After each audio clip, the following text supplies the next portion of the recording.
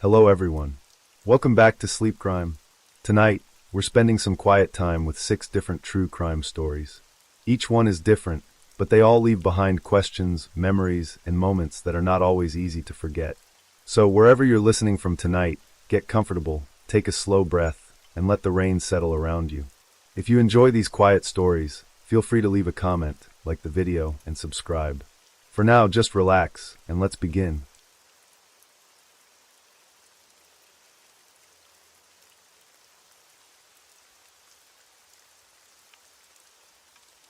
Story 1.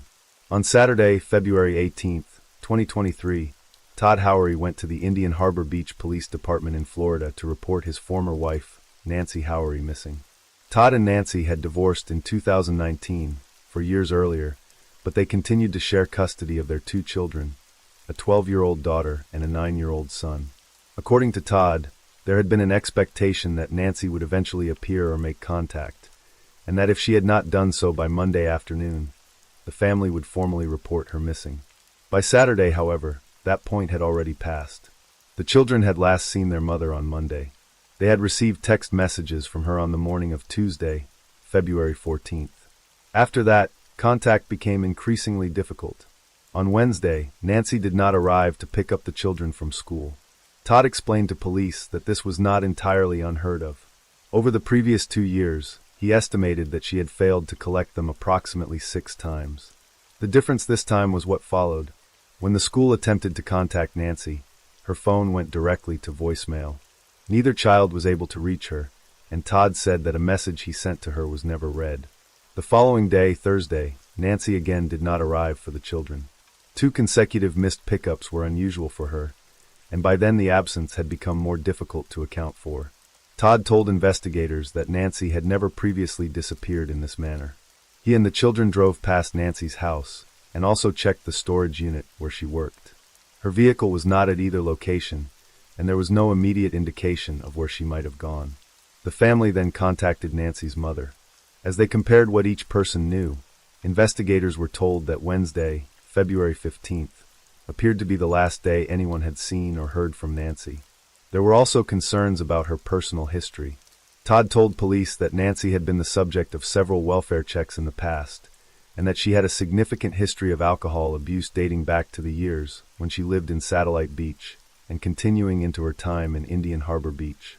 Court records cited in the case show that Nancy was charged with domestic violence battery in 2019, although the prosecution ultimately did not proceed with that case. In 2022, she was charged with driving under the influence and resisting arrest without violence. She was found guilty of those offenses and, according to police documents, was on probation at the time of her disappearance.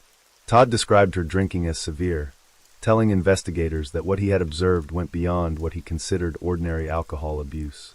Other parts of Nancy's personal life would later become relevant to the investigation, including her relationships and interactions with other men. Todd told investigators that Nancy had been involved with people he did not always know about, and that she would sometimes show him evidence of those relationships herself. At the time he made the missing person report, however, the central facts remained comparatively simple. Nancy had not collected her children from school, her phone could no longer be reached normally, her messages were not being answered, her vehicle was not where her family expected it to be, and no one could say with certainty where she had gone after February 15th. The investigation began with those unanswered questions, before the later accounts of jealousy, online dating, and deception entered the record. On Saturday, February 18th, 2023, Todd Howery went to the Indian Harbor Beach Police Department in Florida to report his former wife, Nancy Howery, missing. Todd and Nancy had divorced in 2019 and continued to share custody of their 2 children, a 12-year-old daughter and a 9-year-old son. According to Todd, the family had initially expected Nancy to return or make contact.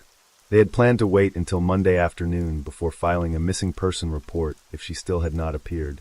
By Saturday, however, the situation had become more concerning. The children had last seen their mother on Monday. On the morning of Tuesday, February 14th, they received text messages from Nancy. After that, there was no further confirmed contact from her. On Wednesday, Nancy did not arrive to pick up the children from school. Todd told police that this had happened before. Over the previous 2 years, he estimated that she had missed approximately 6 pickups. The circumstances were different this time, because Nancy could not be reached afterward. When the school attempted to contact her on Wednesday, her phone went directly to voicemail. Neither child was able to get through to her, and Todd said that a message he sent remained unread. The following day, Thursday, Nancy again failed to pick up the children. Todd explained to investigators that missing 2 consecutive pickups was outside what he considered normal for her. Although there had been previous occasions when she did not collect the children, he said that she had never disappeared in this way. Todd and the children then went to Nancy's home and to the storage unit where she worked. Her vehicle was not at either location, leaving them without an obvious indication of where she might have gone. They also contacted Nancy's mother. As information from the family was compared, investigators determined that Wednesday, February 15th, appeared to be the last day anyone had seen or heard from Nancy. Todd also provided investigators with information about Nancy's previous history. He said there had been several welfare checks involving her in the past, and described a significant history of alcohol abuse, both during the period when she lived in Satellite Beach and later in Indian Harbor Beach. Court records show that Nancy was charged with domestic violence battery in 2019. The prosecution ultimately decided not to proceed with that case. In 2022, she was charged with driving under the influence and resisting arrest without violence. She was found guilty, and police documents indicated that she was on probation when she disappeared. Todd described her drinking as considerably more serious than what he would regard as ordinary alcohol use. There were also other parts of Nancy's personal life that would later become relevant to the investigation. Todd told investigators that Nancy had been involved with other men and that she had sometimes shown him information about those relationships herself. Those details were still only part of the information being gathered when Todd arrived at the police department. At that stage, the known circumstances were limited to a series of missed school pickups, unanswered messages, an unreachable phone, an absent vehicle, and a last confirmed contact on February 15th. The investigation would continue from there, gradually bringing Nancy's relationships and other accounts of her recent activities into the record. A useful next section would continue directly from the police interview, preserving the chronology as investigators begin examining Nancy's recent relationships and movements. Nancy's dating life became part of the investigation almost immediately after Todd and his daughter reported her missing. When officers asked about people Nancy had recently been seeing, her daughter explained that Nancy was active on several dating applications and had met a man through Tinder. Todd also described her as someone who had been seeing a number of men, although the precise nature and timing of those relationships were not yet clear. One of the names that emerged was Daniel Stearns. Todd's account suggested that Nancy had been in contact with Daniel around the time of Valentine's Day. He described Daniel as a man who was believed to be in the military, somewhere around 40 or 50 years old, although some of the details he provided were uncertain. The family also offered an explanation for Nancy's activity on the dating applications. They believed she had been looking for companionship and comfort during a difficult period, rather than simply looking for alcohol or a casual encounter. As officers began following those leads, investigators from the Palm Bay Police Department identified Daniel more precisely. He was 32 years old and had met Nancy through Tinder. The day after Todd reported Nancy missing, officers went to Daniel's home. Before approaching the residence, investigators received an update concerning Nancy's vehicle and phone. Her car had been located earlier that day in Palm Bay. It was abandoned and partially parked along the side of a road near a wooded area. Inside the vehicle, investigators found Nancy's credit card and her Florida identification card on the driver's seat. Her phone had also provided investigators with another location to examine. The last known location associated with the device placed it near the Port Malabar Rifle and Pistol Club. Daniel lived at the residence with his parents, and his mother answered the door when officers arrived. The officers asked whether a woman named Nancy was inside the house. Daniel's mother said that she was not. She also explained that Daniel had served in the military and had post-traumatic stress disorder. The officers told her that Daniel was not being accused of anything and that they only wanted to ask whether he knew where Nancy was. According to police records, Daniel had served 2 tours in the military, with at least one of those deployments taking place in Afghanistan. When Daniel came to speak with the officers, they asked whether he was familiar with Nancy. He acknowledged knowing her. The officers then asked when he had last spoken with her. Daniel could not give them a clear date. At that point, investigators were working with several pieces of information that had appeared within a short period of time. Nancy had disappeared after her last confirmed contact on February 15th. Her vehicle had been found abandoned near a wooded area. Her identification and credit card were still inside the car, and the last known location of her phone was near a rifle and pistol club. Daniel was one of the people Nancy had recently met through a dating application, and his account was therefore added to the developing timeline. The officers continued asking questions, beginning with the ordinary details of how Daniel and Nancy had first come into contact and when their most recent meeting had taken place. The officers continued speaking with Daniel about his contact with Nancy. When asked how long it had been since they last spoke, Daniel said it had been weeks. He could not provide a more precise time frame, and he told the officers that he did not know where Nancy might be. They asked whether she had any particular places she liked to visit, including whether she frequented a bar in the area. Daniel mentioned that Nancy had a friend near St. John's Parkway. The officers then asked whether he had Nancy's telephone number. Daniel said that he did not. He explained that the two of them did not normally speak by phone, and that their contact had not continued in that way. For the officers, there was little more they could establish from him at the residence. Another person who knew Nancy provided a somewhat different account when speaking with an investigator through a translator. The investigator asked whether this person and Nancy had communicated in person or by telephone when they had last been in contact. The friend explained that they had exchanged telephone numbers and had spoken by phone. The contact had later ended, and Nancy's number had been deleted. The friend said she had not blocked Nancy, but simply no longer had the number saved. The investigator asked the friend to make contact with police if Nancy returned or if any new information became available, explaining that Indian Harbor Beach officers were continuing to look for her. The conversation then ended, and the officers prepared to leave Daniel's residence. Before departing, however, one of the officers noticed something inside Daniel's truck. The object appeared to be a firearm on the dashboard. The officers did not immediately remove it or handle it. Instead, they pointed it out to Daniel and explained that they were concerned someone could break into the vehicle, take the weapon, and potentially allow it to come into the possession of a child. Daniel was asked to secure the firearm before leaving the vehicle unattended. The discovery was recorded as part of the officers' observations at the residence, although at that point there was no indication that the weapon itself was connected to Nancy's disappearance. As the officers discussed what they had learned, they also revisited the information Daniel had provided about Nancy's movements and the location where her vehicle had been found. There were inconsistencies in the places he mentioned, including references to Heritage Parkway and the area where Nancy's car had been located. The officers left the residence with the investigation still developing. Nancy remained missing. Her abandoned vehicle had already been recovered, and her phone had last been located near the Port Malabar Rifle and Pistol Club.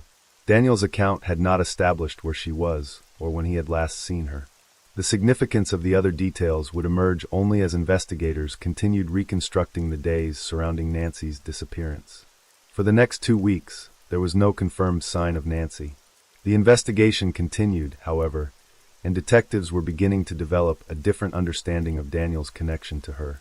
His earlier statements had suggested that their contact had ended weeks before Nancy disappeared, but information from people who knew Nancy indicated that the relationship had continued much closer to the time of her disappearance. On March 6th, 2 agents from the Brevard County Sheriff's Office attempted to speak with Daniel again. Before they approached him, Daniel's mother warned the investigators that he had become nervous and upset in response to the investigation. She did not provide a detailed explanation for his reaction, but described a noticeable change in his behavior. Nancy's friend had observed something similar when she contacted Daniel about Nancy's disappearance. According to the friend, Daniel became extremely distressed during their conversation. When investigators asked Daniel why his relationship with Nancy had ended, he offered a more specific explanation than he had during the earlier interview. He said they had not been getting along and that, in his view, Nancy had not been following the boundaries or expectations he believed should exist within a relationship. He told investigators that he did not want to continue seeing her because the situation was not good for him. When asked whether those expectations applied to both of them or specifically to Nancy, Daniel said that he did not want a partner who continued seeing other men. It was one of the clearest explanations Daniel had given about the relationship. Even so, he continued to maintain that he had not seen or spoken with Nancy for approximately a week before she disappeared. Information obtained from Nancy's friends did not agree with that account. According to one friend, Nancy and Daniel had been communicating on the morning of Wednesday, February 15th.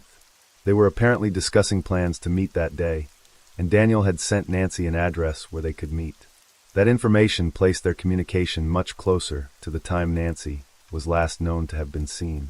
As investigators compared Daniel's statements with the accounts provided by people who knew Nancy, his version of events became increasingly difficult to reconcile with the developing timeline.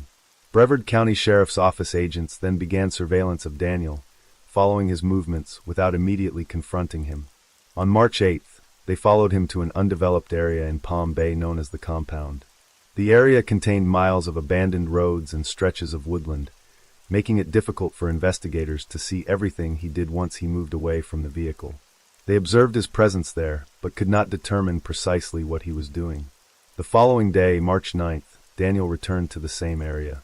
This time, investigators watched as he carried a shovel into the woods.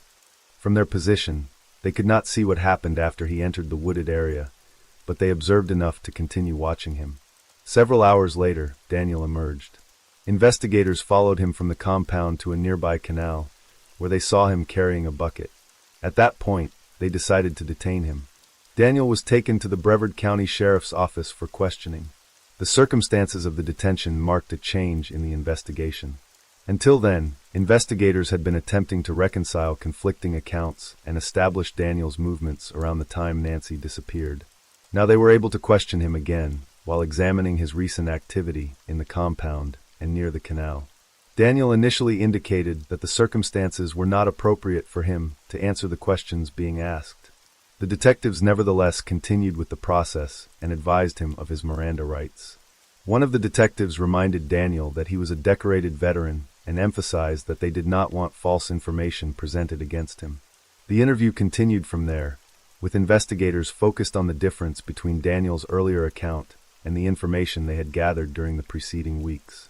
The next part of the questioning would address what Daniel had actually been doing in the compound and why he had returned there carrying a shovel. Daniel initially questioned why investigators believed they had evidence against him and asked whether they were treating Nancy's disappearance as a homicide. The detectives explained that they were still determining what had happened. Daniel then offered his own account. He said the encounter with Nancy had been an act of self-defense. According to him, he had taken Nancy to the compound to teach her how to shoot. Daniel said they had reached the area and were in the middle of the lesson when Nancy reached for his firearm. He claimed that she nearly obtained control of the weapon, failed in her first attempt, and then became extremely agitated. He described the two of them becoming involved in a physical struggle. During the struggle, he said, Nancy spat on his hand. Daniel's account suggested that he believed he could not safely allow her another opportunity to reach the firearm. Before continuing with the interview, the detectives made sure that Daniel understood his rights. He agreed to speak with them and began providing more information about his history with Nancy. Daniel said that he and Nancy had been seeing each other intermittently for several years. He did not consider himself her boyfriend, describing their relationship instead as something between friendship and a relationship involving feelings. For approximately 2 weeks before Nancy disappeared, Daniel said he had stopped responding to her messages. Around Valentine's Day, however, the two began communicating again and agreed to meet on February 15th. Daniel told investigators that he wanted to have a conversation with Nancy about problems he had previously raised with her. When detectives asked whether he was referring to her use of Tinder, he said that was part of it. He also referred to what he described as other toxic traits and abusive behavior. Daniel said he had suggested meeting at the compound and teaching Nancy how to shoot. He told investigators that Nancy had repeatedly asked him to take her shooting. Nancy's mother later gave investigators a different account. According to her, Nancy had never told her that she wanted to learn how to use a firearm and had never indicated that she intended to own one. Nevertheless, Daniel maintained that the shooting lesson had been part of their plan. He said they met at the location where Nancy's vehicle was later discovered. According to his account, Nancy left her vehicle there and got into Daniel's truck, after which he drove them to the compound. Once they arrived, Daniel said they initially discussed the problems within their relationship. The subjects were familiar ones. He said they talked about Nancy seeing other men and about what he regarded as abusive behavior. According to Daniel, the discussion eventually became calmer, and he then began showing Nancy how to shoot. The detectives asked him to clarify the sequence of events, making sure that the argument had taken place before the shooting lesson began. Daniel confirmed that it had. Investigators then returned to one of the issues he had raised earlier, his belief that Nancy had been seeing other men. When asked how he knew this, Daniel said Nancy had shown him evidence herself. He told investigators that she had shown him sexually explicit text messages and photographs involving other men. Those details formed part of Daniel's explanation for the tension between them before the encounter at the compound, while investigators continued working to establish what happened after the shooting lesson began. When investigators asked what kind of material Nancy had shown him, Daniel described sexual conversations, nude photographs, and images that appeared to show her in bed with another man. Todd had previously told investigators that this behavior was not unusual for Nancy. According to him, she sometimes sent photographs of herself with other men when she was angry with him or wanted to provoke a reaction. Nancy's mother described a similar pattern. She said Nancy would sometimes become involved with a man, then send Todd a photograph of that person after Todd became possessive or refused to see her. The purpose, as her mother understood it, was to make him angry and suggest that Nancy could find someone else if he did not want to be with her. Daniel said Nancy had behaved similarly with him on multiple occasions since they first met, and that this was one of the reasons he eventually stopped responding to her messages. When investigators asked how many explicit photographs or messages Nancy had sent during the 2 weeks when he stopped responding, Daniel said there had been too many for him to count. Pressed for an approximate number, he estimated between 10 and 16. Daniel believed that Nancy had feelings for him, but did not want a serious relationship. At the same time, investigators understood from his account that he wanted the relationship to become more defined, and that he had become increasingly concerned about Nancy seeing other men. With that background established, detectives returned to the events at the compound and asked Daniel to explain what had caused the confrontation he had described. Daniel said the encounter had felt almost like an ambush. He explained that Nancy had been standing close beside him while he was showing her the fundamentals of handling and aiming the firearm.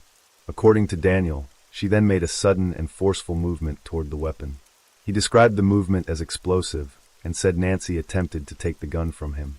Daniel told investigators that she continued struggling for control of the firearm despite his attempts to tell her to stop. He characterized the fight as ruthless and said she did not respond to his commands. When investigators asked what Nancy had said during the struggle, Daniel recalled her telling him that she hated him. He was then asked why Nancy would have felt that way. Daniel suggested that she had become angry because he was denying her what he described as power over him. He said that she interpreted his refusal to give in to her demands as an insult, and that she would sometimes continue insulting him without what he considered to be provocation. Daniel's account presented the confrontation as a sudden escalation during what he said had been a planned shooting lesson. Investigators, however, were not relying solely on his description of the relationship.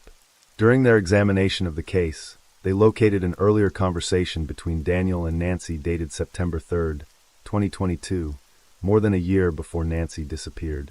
The conversation provided investigators with another record of how the two interacted with one another, and it would become relevant as they continued comparing Daniel's description of their relationship with Nancy's own words.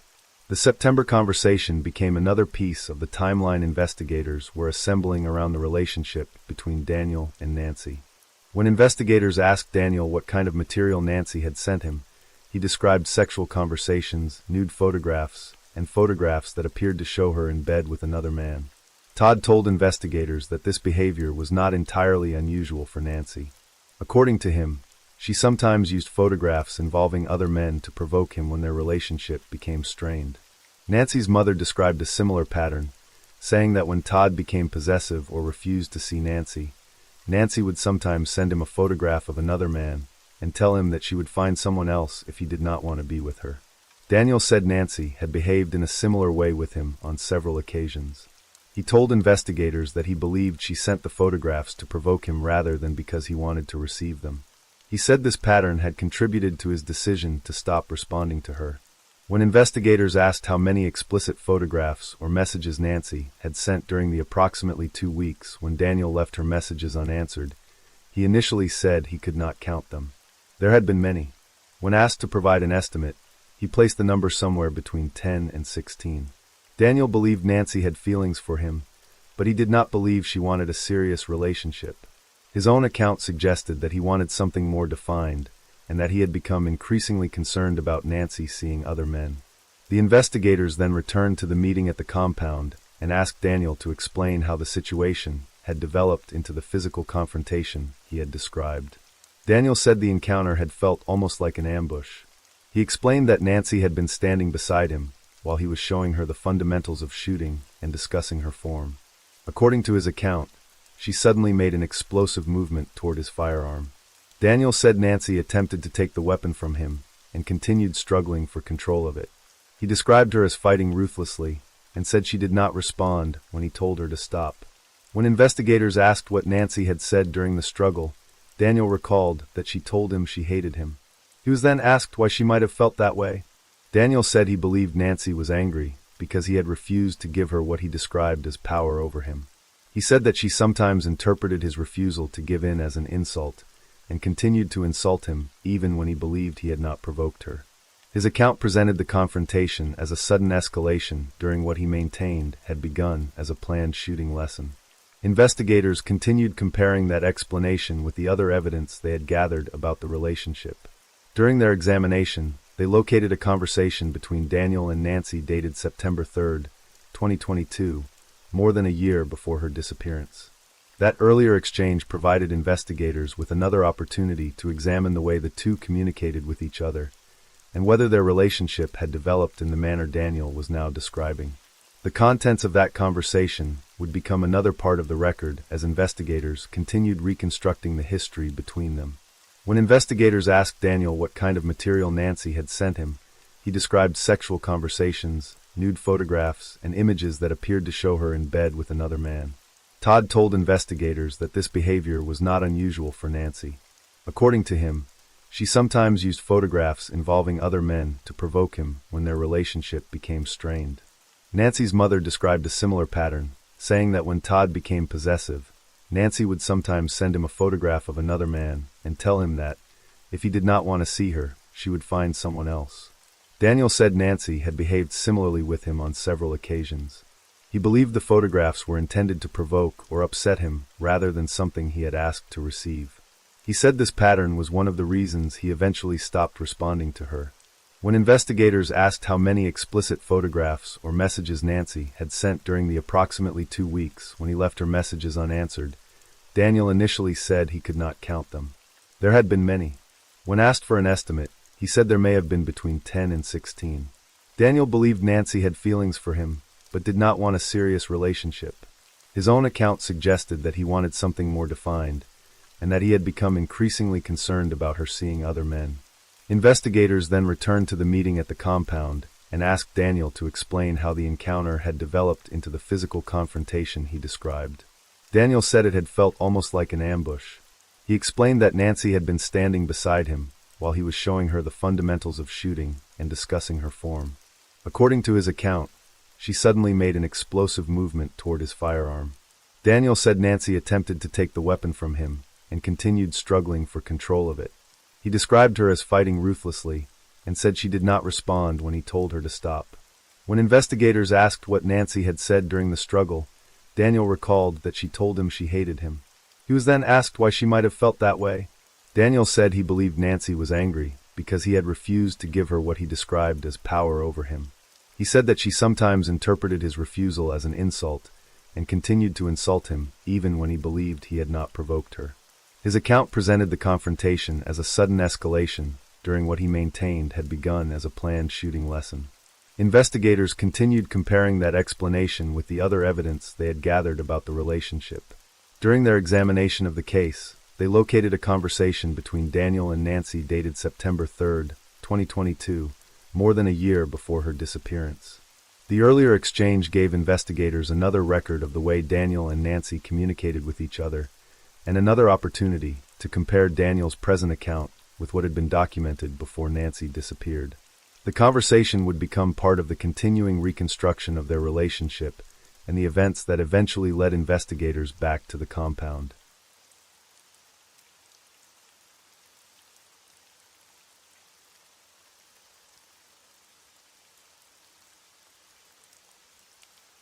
Story 2. Around 2 a.m. on July 21, 2024, a distressed mother in Michigan contacted emergency services after returning home from work and finding her 4-month-old daughter unconscious and covered in bruises. The emergency call was received by a 9-year-old operator who began asking the mother for the information needed to send assistance. The woman identified herself as Amber McCall and explained that her daughter was 4 months old. She repeatedly asked for the police to come to the house immediately. When the operator asked whether the baby was breathing, Amber said that she was, although only barely. She explained that she had just returned from work and had expected the person caring for her daughter to still be there. Instead, when she reached the apartment and knocked on the door, she found the child unconscious. The condition of the baby became clearer as the call continued. Amber described her daughter as being bruised throughout her body and questioned what had happened while she was away. She said that the baby had not looked that way when she had left the apartment. Emergency medical services were dispatched to the residence, and the 4-month-old girl, identified in the report as Rincy, was taken to a hospital for treatment. Officers from the Yoyola County Sheriff's Office followed the case as the child was examined. At the hospital, medical personnel noted extensive bruising. According to the information given to investigators, the injuries appeared consistent with the baby having been beaten, and there was also concern that she had suffered a broken pupil, as described in the original report. Officers then spoke with Amber in the emergency room. They asked whether she was the child's mother, and Amber confirmed that she was. She explained that she lived with Savannah Miller, whom she described as her partner, and said that she normally left her daughter in Savannah's care. According to Amber, no one else was responsible for the baby. Amber told investigators that she had gone to work earlier that day and had left her daughter with Savannah, Marie Miller, who was 31 years old. She said a colleague had picked her up before her shift at approximately 5 p.m. at McDonald's. When Amber returned home, however, Savannah did not answer the door. Amber also said that her calls went unanswered. She continued trying to get someone's attention, eventually knocking on the windows of the apartment. By the time Amber was able to see her daughter, the baby was in a condition she had not expected to find. The injuries were visible across the child's body, and Amber began questioning what had happened while she had been away. The circumstances of those hours and the explanation for the injuries remained to be established through the investigation that followed. After Amber had returned home and confronted Savannah, Savannah opened the door and then moved away from it, eventually lying down on the bed. Amber told investigators that she could see bruises covering the baby's body and that the child had appeared completely fine when she had left for work earlier that day. Amber also told officers that she had a video of her daughter from before she left the apartment, which showed the baby without the injuries that were later found. When investigators asked whether anyone else had been inside the home, Amber said that Savannah had been the only person there. She explained that, although family members were connected to the household, the apartment had otherwise been occupied only by Savannah, herself, and the baby. The officers then asked Amber about Savannah's history with alcohol and medication. Amber said that Savannah was a recovering alcoholic and that she knew Savannah used drugs. She also described Savannah as having bipolar disorder and taking prescribed psychiatric medication. When officers entered the apartment, they found Savannah still inside. Her condition appeared confused and poorly coordinated, and the officers began speaking with her about what had happened. Savannah acknowledged that she had been responsible for the baby earlier that afternoon. When asked whether she had consumed alcohol, she denied drinking. She said, however, that she had not taken her prescribed medication and had smoked THC before sleeping poorly. The officers asked her to clarify what she had smoked, and Savannah identified it as THC. She continued answering their questions while the officers explained that Amber and the baby were already at the hospital. They told Savannah that the child was seriously injured and asked whether anything had happened while she was caring for her. The conversation continued for several minutes before the officers told Savannah that she was under arrest. She asked whether she could use the bathroom first. Savannah was read her Miranda rights, after which officers continued questioning her about the child's condition and the events inside the apartment. They explained that the baby had extensive bruising and an injury around the eye, and that the medical staff were uncertain about whether she would survive. Savannah appeared hesitant when asked to explain how the injuries could have occurred. She began speaking about events inside the home, although portions of her account were unclear. She referred to someone or something being in the house throughout the day, and then acknowledged that, at some point, Rincy had been injured. The officers continued trying to establish what had happened during the period when Savannah was alone with the baby. They asked her to recall how the child had been positioned beside her, including whether the baby had been sitting next to her, and whether she had needed to hold the child in place to prevent her from falling. At that stage, the investigators were still working through Savannah's account, comparing what she remembered with the injuries that had already been documented at the hospital. Savannah continued describing the hours she had spent with Rincey. She told investigators that the baby had been near her while she watched television, sitting in or near a pink chair. According to Savannah, the child appeared to be behaving normally at the time. She said that Rincey eventually seemed tired, so she put the baby down to sleep. When the investigators asked whether the child had fallen asleep there, Savannah said that she had. During the questioning, Savannah also acknowledged taking trazodone, a prescription antidepressant that can cause drowsiness. The investigators returned to the subject of alcohol, since Savannah had initially denied drinking. When they asked again whether she had consumed alcohol that night, Savannah first repeated that she had not. She then changed her answer and said that she had misunderstood the earlier question. She admitted that she had consumed several shots of Fireball. The investigators pointed out that alcohol could interact poorly with the medications she had taken. Court records later indicated that Savannah's blood alcohol concentration was approximately 0.126, above the legal limit. Records also identified other medications associated with her treatment, including an antispasmodic and sertraline, which was prescribed for depression and panic attacks. Savannah was taken to the sheriff's office, where investigators continued asking her about the circumstances surrounding the baby's injuries. They asked what had caused her to begin drinking after. According to the questioning, she had been sober for approximately 4 months. Savannah did not provide a clear explanation. She said that she was depressed and that the alcohol had come from somewhere she could not clearly identify. The investigators then returned to the condition of the baby. They explained that Rincey had suffered serious injuries and that, from their perspective, there were several possible ways such injuries might have occurred. They asked whether the child had been struck deliberately or whether the injuries could have resulted from an accident. Savannah then described one possible explanation. She said that the baby had fallen from a bed the previous night. When questioned further, she also said that Rincey had fallen from a kitchen counter and that the child's head had struck a wall. Her account remained uncertain, however, and she repeatedly said that she could not remember precisely how the injuries had occurred. The investigators asked whether she would have called 911 if the baby had fallen from the bed. Savannah said that she would not have called. When asked whether she would have acted differently if she could return to the moment of the incident, she again said that she did not know and that she could not remember. The questioning then moved toward Savannah's understanding of responsibility. Investigators asked whether she understood that, regardless of how the injuries occurred, she had been the adult responsible for the child at the time. Savannah acknowledged that she was responsible. The investigators also asked about her previous involvement with Child Protective Services.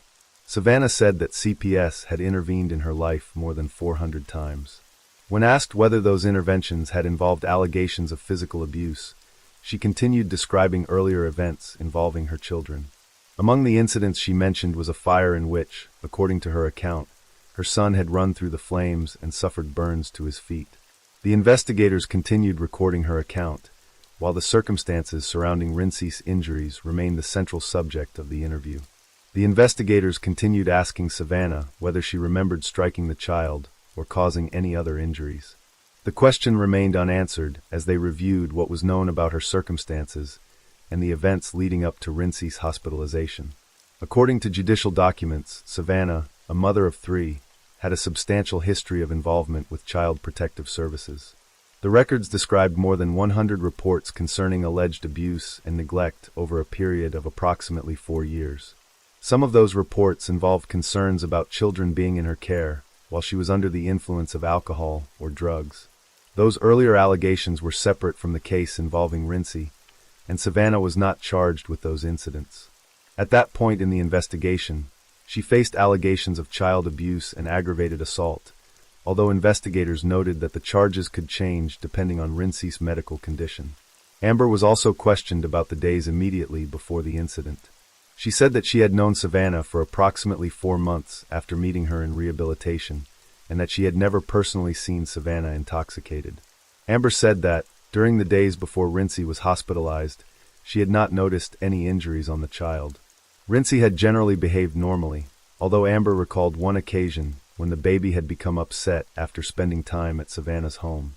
Amber had made a joking comment to Savannah, asking what she had done to her daughter and whether she had given the baby a bath. Although Amber said she had intended the remark as a joke, Savannah had become offended and immediately denied ever doing anything to Rincey. On the night of the incident, Amber said she called Savannah while traveling home from work to let her know that she was on her way. Savannah did not answer. Amber said the unanswered calls caused her concern, and when she arrived at the apartment, she initially tried to determine what was happening before becoming increasingly alarmed. She noticed that the chains hanging from a ceiling fan appeared to be tangled around the lights and fan. She found this unusual and began examining the area before turning on the lights. Amber then went toward the baby's crib. What she saw there was the condition that led to the emergency call. According to court documents, Rincey had suffered numerous injuries to her head and body. Medical examinations also identified bleeding and swelling of the brain. As the investigation continued, Savannah was asked whether she remembered what had happened to the baby. She repeatedly said that she did not remember. Investigators told her that they had been given information indicating that the child had been struck severely, to the point that she had nearly died. Savannah remained seated during the questioning and appeared unable to provide a consistent explanation for the injuries. Rincey's condition continued to deteriorate. On July 24, 2024, she was removed from life support. Approximately 8 hours later, she died. Medical professionals determined that the injuries were not consistent with a fall from a low height. The forensic medical examiner concluded that the cause of death was severe cranioencephalic trauma. The medical findings changed the nature of the case. What had initially been investigated as serious injuries to an infant was now a death investigation. Savannah remained in custody while the case proceeded. Amber was left to confront the loss of her 4-month-old daughter and later agreed to speak with Savannah by video call. During that conversation, Amber returned to the question that had remained throughout the investigation: whether Savannah had been drinking when the injuries occurred. When asked whether she would have done what she did if she had not been drinking, Savannah answered that she would not have. Amber then referred to Savannah's children, bringing the conversation back to the consequences of what had happened while Rincey was in her care.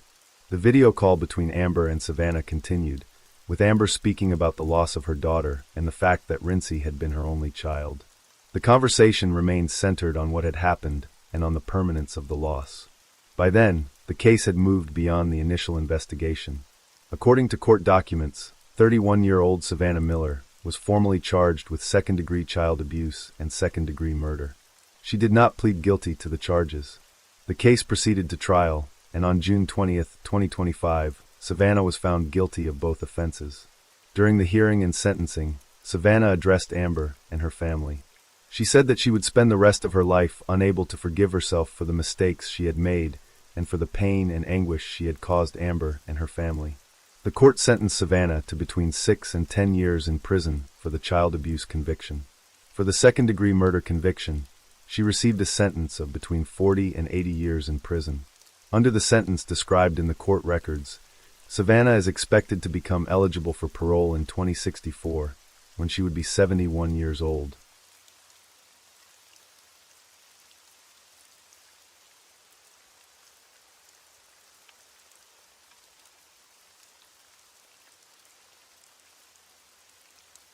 Story 3.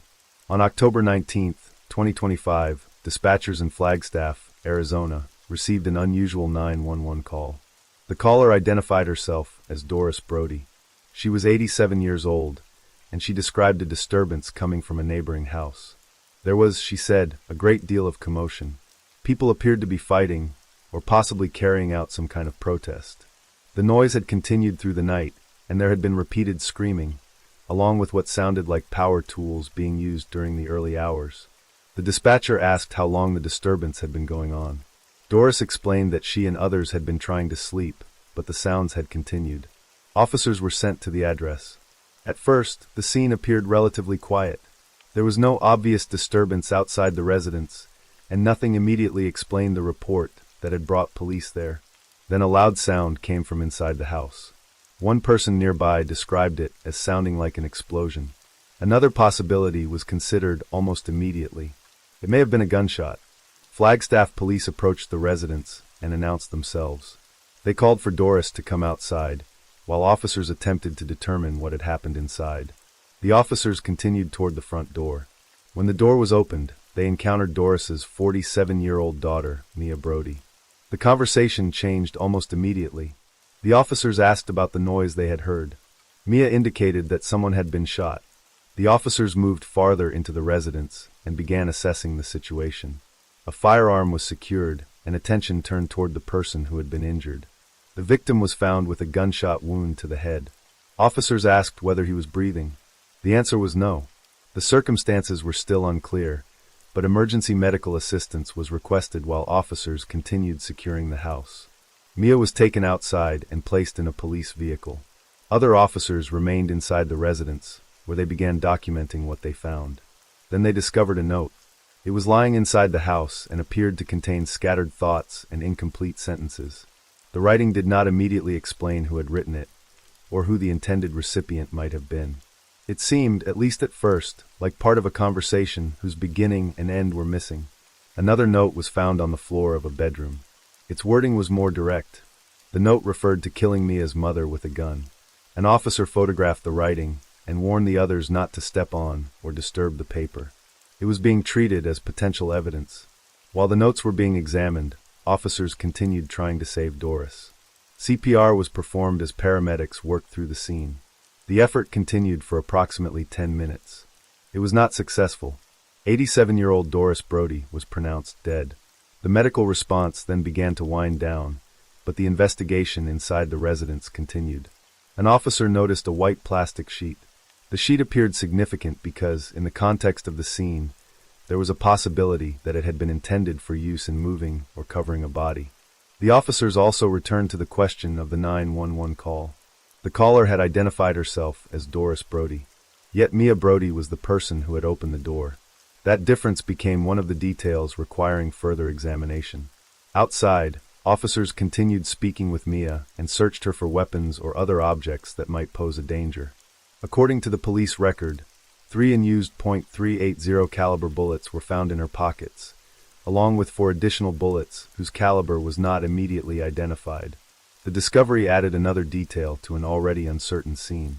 The officers still did not have a clear explanation for why the ammunition was there, or how it related to the shooting inside the residence. Then the note was examined again. Its wording referred to killing a mother with a gun and to fingerprints on the weapon. Another reference appeared to concern a negative 18 Malawian kwaches. The exact meaning of the writing remained unclear. There was also the question of the 911 call itself. If the call had actually been made by Mia, why had the caller identified herself as Doris? And if Doris had made the call, what had happened inside the house before officers arrived? Those questions remained while the residence was processed as a crime scene. The original report had described fighting, screaming, and power tools during the night. A loud sound had then prompted the police response. Inside, officers had found a shooting victim, an elderly woman who could not be saved, ammunition in Mia's possession, handwritten notes, and a white plastic sheet. The pieces were present, but they did not yet form a complete account.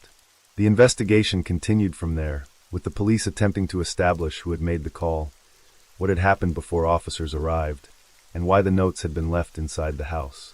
On October 19, 2025, dispatchers in Flagstaff, Arizona, received a 911 call from a woman who identified herself as Doris Brody. She reported a disturbance at a neighboring house. There had been shouting throughout the night, and according to the caller, it sounded as though people were fighting or possibly carrying out some kind of protest. She also described the sound of power tools being used in the middle of the night. The disturbance had apparently continued for hours. The caller explained that she and others had been trying to sleep, but the noise had made that difficult. Police were sent to the area. Doris Brody was 87 years old and depended on her daughter, 47-year-old Mia Brody, for care. Despite the report of fighting and other unusual activity, the residence itself appeared quiet when officers first approached. Then a loud sound came from inside. A nearby person described it as sounding like an explosion. Another possibility was considered. It may have been a gunshot. Officers moved toward the residence and announced themselves. Flagstaff police. They called for Doris to come outside and attempted to determine whether anyone inside needed assistance. For a moment, The officers were still working from limited information. They did not know whether the sound had been a gunshot, an accident, or something else. They continued toward the front door. When it opened, Mia Brody was there. The officers asked her about the noise. Someone had been shot. The officers moved inside. A firearm was secured, and attention turned toward the injured person. Questions followed about whether he was breathing, whether he was bleeding, and where he had been found. The officers soon determined that the victim had suffered a gunshot wound to the head. Mia was taken outside and placed in a police vehicle, while other officers remained inside the house. Medical attention was directed toward Doris. CPR began. At the same time, officers started examining the residence. Not far into the search, they found a handwritten note. An officer stopped to photograph it before disturbing the area around it. The writing appeared fragmented, with incomplete thoughts and sentences that seemed to belong to a larger conversation. It was not immediately clear who had written it, or who the intended recipient might have been. Another note was found on the floor of a bedroom. This one drew more attention. It referred to killing Mia's mother with a gun. Officers treated the writing as potential evidence and were careful not to step on or disturb the paper. While the notes were being documented, CPR continued. Paramedics worked alongside the officers, but after approximately 10 minutes, there was nothing more that could be done. Doris Brody was pronounced dead at the age of 87. The medical response began to conclude, but the residence remained an active crime scene. An officer then noticed a white plastic sheet. One officer suggested that it might have been intended to wrap something in, although its exact purpose had not yet been established. The attention returned to the handwritten material. One note appeared to state that someone would kill a mother using a gun, with a reference to fingerprints on the weapon. Another reference appeared to concern a negative 18 Malawian kwaches. The wording was unusual, and its meaning was not immediately clear. Outside, officers continued their examination of Mia. They asked whether she had anything else on her that could be used as a weapon, including anything with which she could stab someone. According to the police record, Mia had 3 unused .380 caliber rounds in her pockets, along with 4 additional bullets of an unidentified caliber. The ammunition became another detail to be documented. At the scene, officers were still trying to understand how the various pieces related to one another. There was the shooting. There was Doris's death. There were the notes. There was the ammunition in Mia's possession. And there was the 911 call. That last detail presented a particular problem. The person who had called 911 had identified herself as Doris Brody. "My name is Doris Brody." Yet when officers arrived, it was Mia who opened the door. If Mia had made the call, why had she identified herself as her mother?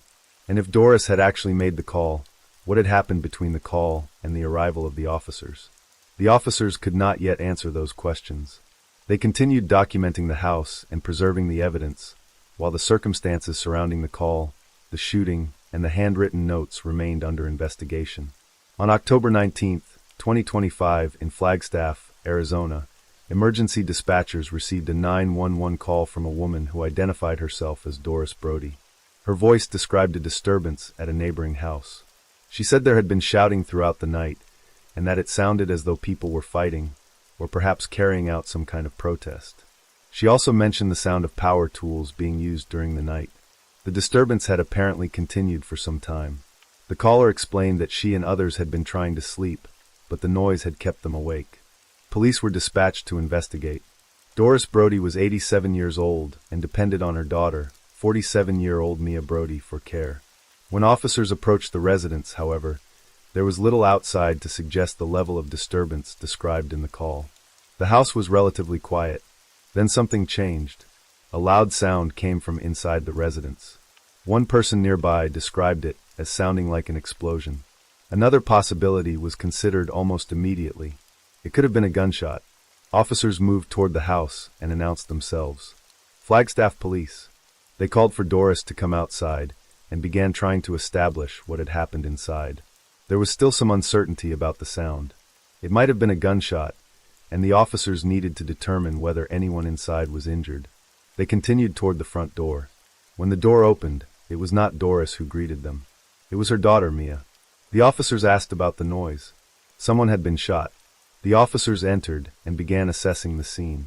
A firearm was secured while they searched for the injured person. The victim had suffered a gunshot wound to the head. Officers asked whether he was breathing. He was not. Mia was taken outside and placed in a police vehicle, while the officers inside concentrated on the shooting and on Doris. Medical assistance was requested. CPR began. Other officers searched the residence. Not long afterward, they found a handwritten note. An officer stopped to photograph it before the surrounding area was disturbed. The writing appeared disjointed, with incomplete sentences and thoughts that seemed to belong to a larger conversation. It was not immediately apparent who had written it, or who the words were intended for. Another note was found on the floor of a bedroom. This one contained a more direct statement. It referred to killing Mia's mother with a gun. The officers treated the note as evidence and warned one another not to step on it. Meanwhile, CPR continued. The paramedics worked at the scene, but after approximately 10 minutes, 87-year-old Doris Brody was pronounced dead. The medical response then began to leave the residence, while officers continued documenting what remained inside. Among the items they noticed was a white plastic sheet. One officer suggested that it might have been intended to wrap something in, although its actual purpose had not yet been established. Attention returned to the handwritten notes.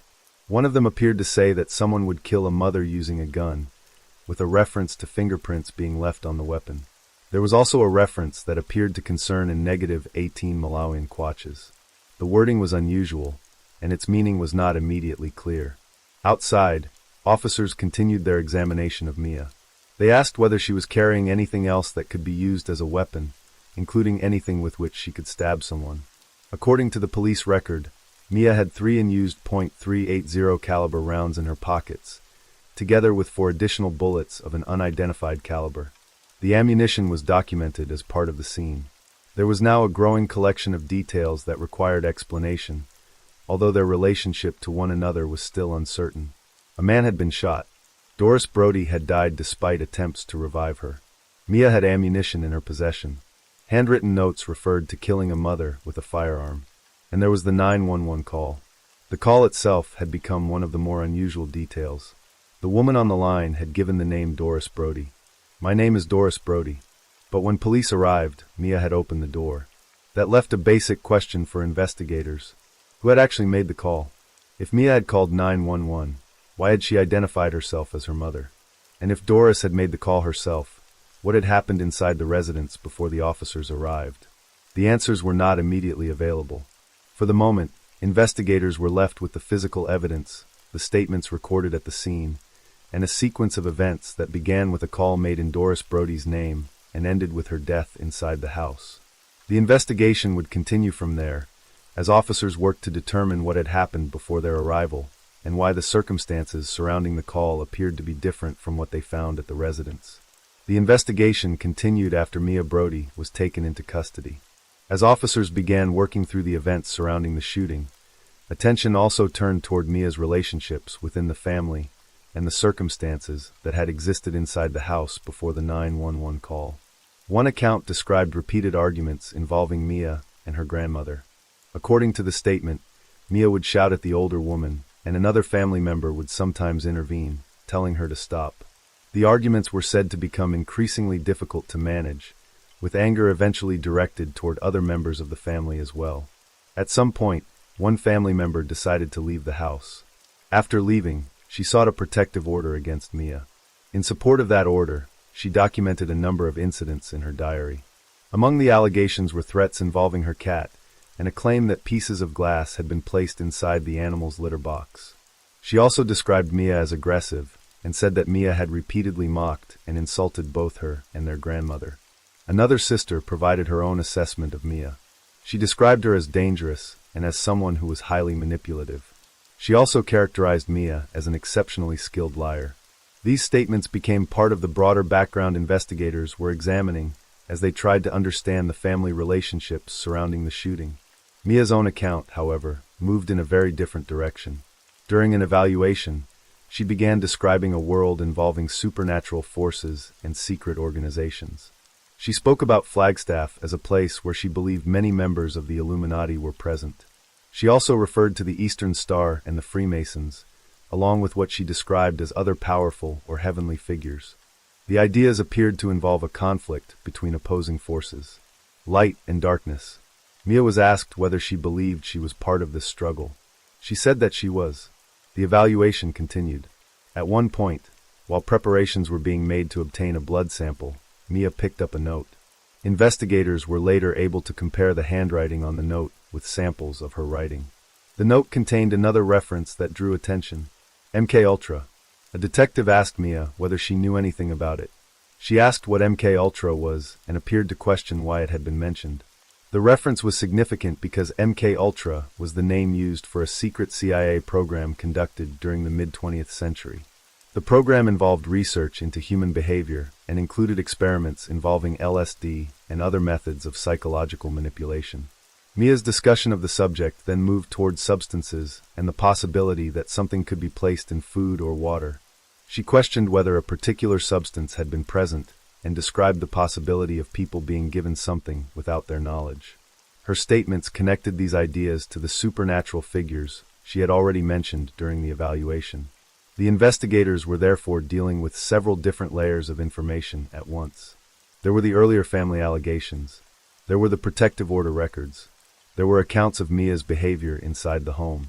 There was the shooting itself. And there were Mia's own statements, which introduced a separate set of beliefs involving secret organizations, supernatural forces, manipulation, and MKUltra. At this stage, none of those explanations by themselves established what had happened inside the residence on October 19th. The investigators continued collecting statements, comparing handwriting, documenting physical evidence, and examining Mia's account alongside the other information available to them. The significance of the notes, and the reason Mia had referred to MKUltra, would remain part of that examination. Whether Mia was under the influence of drugs on the day of the shooting remained uncertain. Investigators would have to wait for the results of her blood test before they could establish whether any substances were present. While that question remained open, investigators began looking further into Doris Brody's behavior during the days before her death. According to one family account, Doris had recently appeared unusually frightened. She had contacted her daughter, Devi, and spoken about a fear that someone might kill her. She reportedly believed that whoever intended to harm her might kidnap her and subject her to prolonged torture before allowing her to die. Investigators asked whether Doris had ever specifically said that she was afraid of Mia. The answer was no. She had never directly expressed that fear. Instead, her concerns appeared to involve someone else. Those concerns became more difficult to understand when investigators reviewed the original 911 call and the statements surrounding it. During the call, Mia had described unusual activity near her mother's home. She said people appeared to be fighting, and she referred to screaming that had continued throughout the night. She then offered a much more disturbing explanation. According to Mia, people across the road from her mother's house were being sacrificed. She described people being restrained and said power tools were being used before the victims were killed as part of what she believed were ritual sacrifices. She said the sacrifices were being made to the devil, supposedly in exchange for money, power, or something similar. The account was not supported by what officers found when they arrived. There was, however, another possibility. Perhaps Mia genuinely believed that people around her were responsible for the danger she and her mother faced. Perhaps the fears described during the 911 call had been part of a belief system that had developed before the shooting. Investigators continued looking backward. On October 17th, 2 days before Doris's death, police had visited her residence. At the time, they found nothing that appeared to indicate an immediate threat. After the officers left, Doris contacted a close friend. She told the friend that someone was going to kill her. The friend later recalled not understanding what Doris meant. The warning seemed difficult to believe, and it was dismissed as something that could not realistically happen. 2 days later, Doris was dead. The friend was left to reconsider the conversation in light of what had happened. Doris had been frightened. She had tried to explain that fear to someone close to her, but the person listening had not understood what she believed was coming. There was another detail that investigators began examining as they reconstructed the family's history. Doris had apparently been concerned about another daughter who, at the time, was already behind bars. The family had therefore been dealing with several different sources of tension and fear, and Doris's warnings had not necessarily been understood as being connected to Mia. As investigators continued toward the shooting itself, Mia's sister provided another statement. She believed Mia had been responsible for bringing the situation to this point, and suggested that her mother had been taken away from the family and killed while she was sleeping. The statement was emotional, but it also introduced an earlier death into the investigation. Mia had previously been involved in a relationship with a man named Jesse Kelly. Kelly died in October 2024. According to the account provided by the family, Jesse and Mia had gone fishing together and were alone at the time of the incident. Before his death, Jesse had reportedly sent a message to Mia's sister, saying that he wanted to speak with her about Mia. That message became significant only after the later events surrounding Doris. The circumstances of Jesse Kelly's death, and what Mia's sister believed had happened between them, now formed another part of the history investigators were examining. A year separated the two deaths, but the earlier case had left questions behind that had never fully disappeared. Now, with Doris dead inside her home and Mia under investigation, those earlier questions were being looked at again alongside the evidence from October 19th. The blood test results had not yet arrived. The meaning of the notes had not yet been established.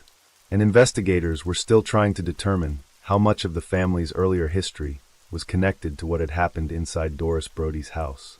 Jesse Kelly never had the opportunity to speak with Mia's sister again. After Doris's death, the family continued trying to understand what might have led to the shooting. Investigators also began examining possible motives, although at that point there was still no single explanation that accounted for everything they had found. Then another detail emerged. 2 days before Doris was killed, Mia had gone to a sporting goods store with her mother. She was looking for a handgun. According to the store's account, Mia said the firearm was intended for protection. The purchase did not proceed normally. Because Mia was required to undergo an additional background investigation, the store could not immediately complete the sale. She was told that the firearm could not be transferred to her and that she would have to wait while the additional review was conducted. The delay was expected to last at least several days. Mia left the store without the handgun. She returned later with Doris. That second visit raised a different concern for the employees. The circumstances suggested the possibility of a straw purchase, in which one person obtains a firearm on behalf of another person who is not legally able to purchase it themselves.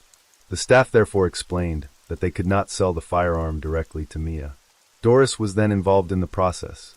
The employees showed her a handgun and allowed her to handle it.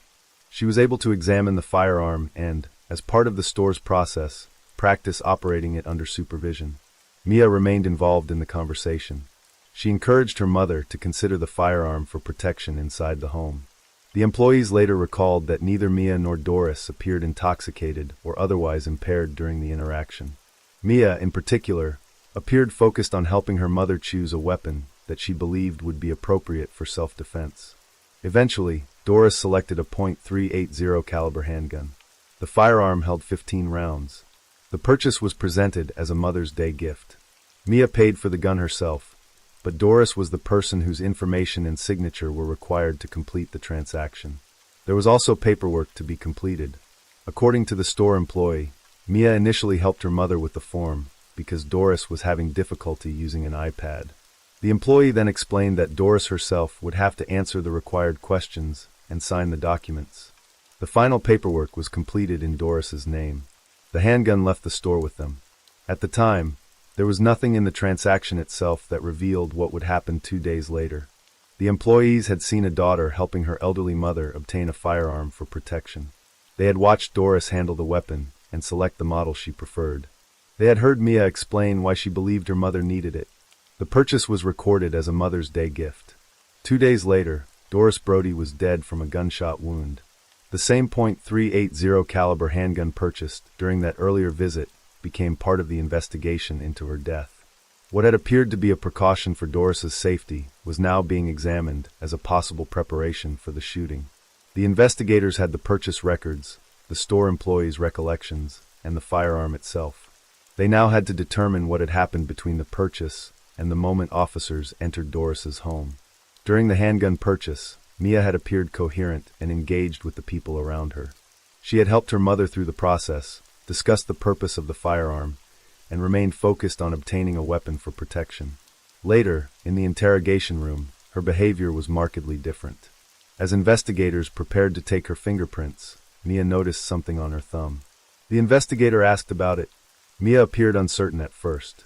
Then she began offering an explanation that was far removed from the ordinary circumstances of the investigation. She suggested that she was not human. At another point, She referred to herself as a lizard. The investigator asked whether she had ever burned her thumb, perhaps as an explanation for what they were seeing.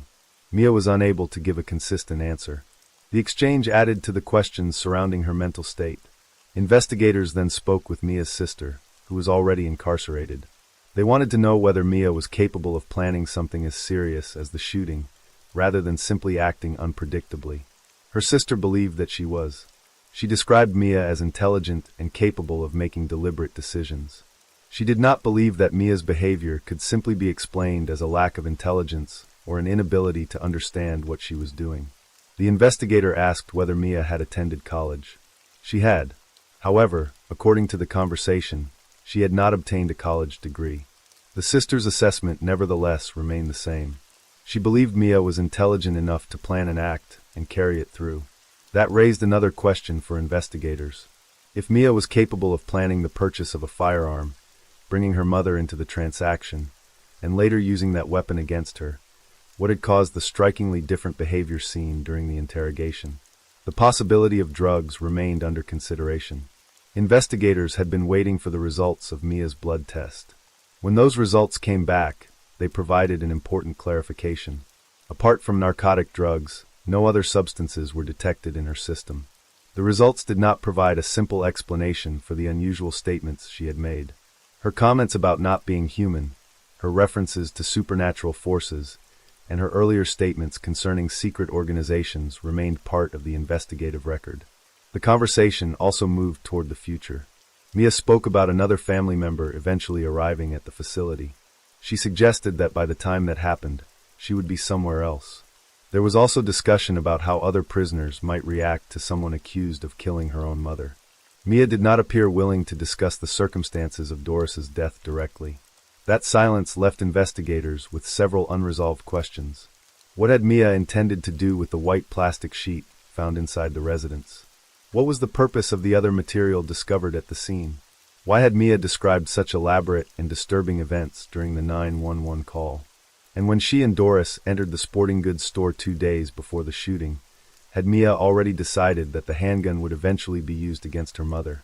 The evidence could establish that the firearm had been purchased shortly before the killing. It could establish that Mia had been present during the transaction. It could establish that she had helped her mother obtain the weapon. But the precise point at which a purchase made for protection became connected to the shooting remained a question for the investigators and, ultimately, the court. For Mia's sister, the events were also difficult to separate from what she believed had happened before the killing. She remembered the way Mia had treated their grandmother and the arguments that had taken place inside the family home. She said that after leaving the house, she had remained worried about what might happen to Doris. She had felt that she had left her grandmother alone with Mia. She wanted someone to intervene. She said she had told people what she was afraid might happen, but believed that no one had listened. After Doris's death, a GoFundMe page was created in her memory. In remembering her grandmother, the family described Doris as loving and compassionate, someone who could bring happiness into a room. The description stood in contrast to the circumstances in which her life had ended. According to the court documents provided in the case material, a 40-year-old man was charged with premeditated murder, although that statement appears inconsistent with the names and circumstances described elsewhere in the material and would require verification before being treated as an established fact. The investigation had produced evidence, statements, records, and unanswered questions. The handgun had been purchased only 2 days before the shooting. The 911 call had been made in Doris's name. Notes had been found inside the house. A plastic sheet had been recovered. Mia had spoken about conspiracies and supernatural forces, and the toxicology results had not provided the straightforward explanation investigators might have expected. The remaining questions would have to be addressed through the continuing legal proceedings and the evidence presented there.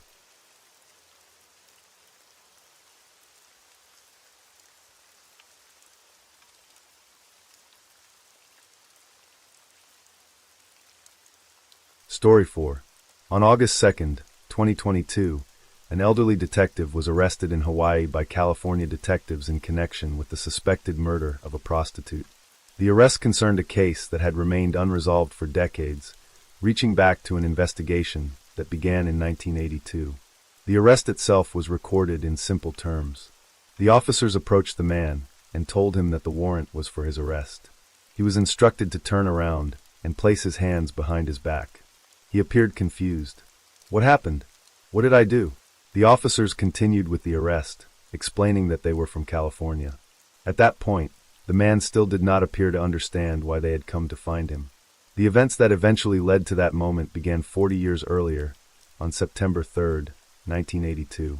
That day, detectives from the Sunnyvale Police Department received a report from a man named Robert. His 15-year-old daughter, Karen Stevenson, was missing. Robert had last seen her the previous night, and the call to police marked the beginning of an investigation that would remain connected to his family for decades. Robert wanted to know what had happened to his daughter. When he spoke with police, he was told that some information could not be discussed over the telephone and that an officer needed to speak with him in person. The conversation remained brief, with Robert asking why he was being asked to leave his office and eventually being transferred to a captain. Soon afterward, Detective Mears of the Sunnyvale Police Department contacted him. A girl had been found dead in Sunnyvale. The details of the discovery were given gradually. The body had been found in a small wooded area near a cinder block. The girl was wearing her own clothing, including blue jeans. Her identity would later be established as Karen Stevenson. According to the court records, Karen had been stabbed 59 times. There were also indications of a struggle. Her limbs were positioned in a way that suggested they had been forced backward, and one of her shoes had been found to the right of her body. For Robert, the missing person report had become something far more permanent. The questions surrounding Karen's death, however, did not disappear with the passage of time. They remained part of the case for 40 years, until the investigation eventually led California detectives to Hawaii. By then, the man they had come to find was elderly. He had no apparent expectation that the past was about to reach him there. When the officers approached him in 2022, the arrest was carried out without ceremony. He was told again to turn around and place his hands behind his back. He asked what he had done. The answer was contained in an investigation that had begun in Sunnyvale in 1982, when a 15-year-old girl named Karen Stevenson was reported missing and later found dead. 40 years separated the discovery of her body from the arrest in Hawaii. The questions that had remained unanswered during those years had not been forgotten. In the days following the discovery of Karen's body, investigators began speaking with the people who had seen her shortly before her death. A photograph of the suspect was eventually made public, although at that stage there were no immediate clues that identified the person responsible. Robert was asked to help establish where his daughter had been on the evening before she was killed. When detectives asked when he had last seen Karen, he told them it had been the previous night. They also asked who she had been with. The name that came up was David. David was 17 years old at the time, and he had been seeing Karen. Investigators wanted to understand the circumstances of their meeting, particularly because Karen had left home to spend time with him that evening. According to court records, Karen traveled by bus from Palo Alto to Sunnyvale to see David. They met during the evening and spent some time together. At one point, they went to a convenience store where they bought slippers, and afterward they walked through a miniature golf course. Later, as Karen prepared to return to the bus stop, David told investigators that he left her there and went home. He said he was sorry about leaving her alone, but he did not want to create problems with her parents by arriving home with her later that evening. The detectives questioned him about the timing of his movements. They asked when he had arrived home, when he had left, and where he had gone afterward. David told them that he had been at his sister's house. Because Karen had been killed outside, investigators also wanted to know whether there was anything at David's home that might help establish what had happened. They asked about his room and the clothing he had been wearing the previous night. At that point, the investigation was still largely dependent on statements from people who had known Karen. There was, however, physical evidence. According to court records, investigators recovered a DNA profile belonging to an unidentified person from bloodstains found on Karen's body. The technology available in the early 1980s was not yet capable of providing investigators with the kind of identification that would later become possible. For the time being, the profile remained that of a stranger.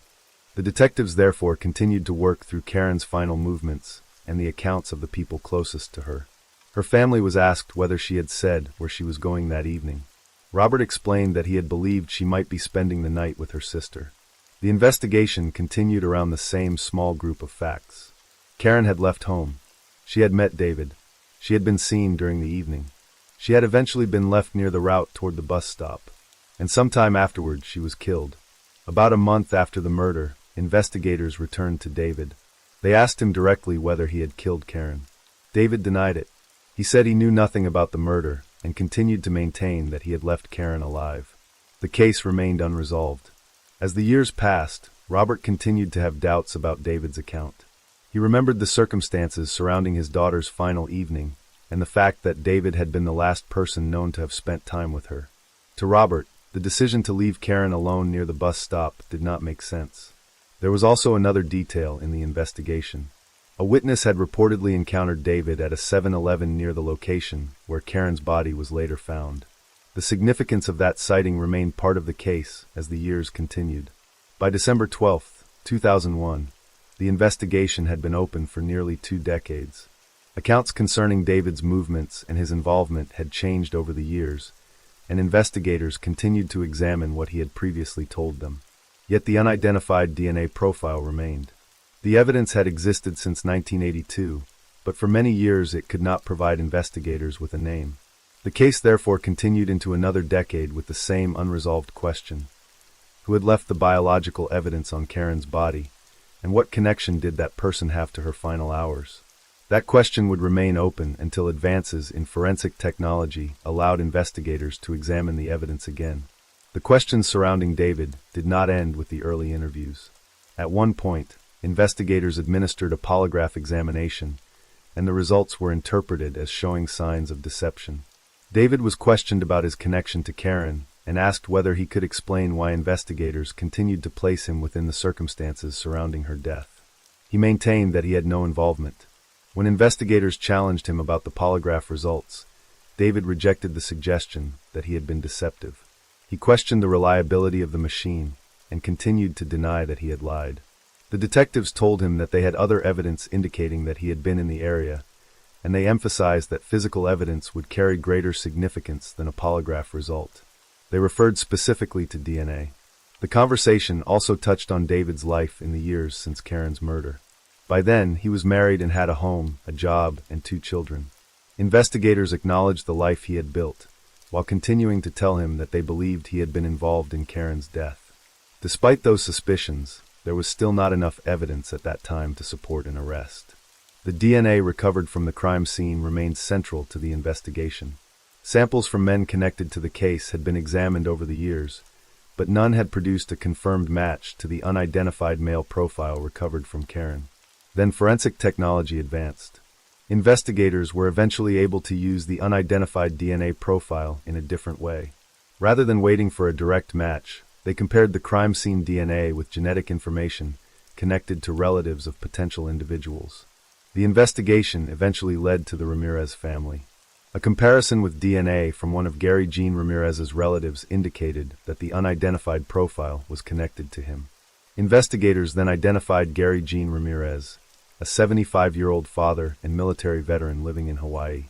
The case had begun in California in 1982. The person identified through the later DNA investigation was living thousands of miles away. On August 2, 2022, California detectives went to Hawaii to find him.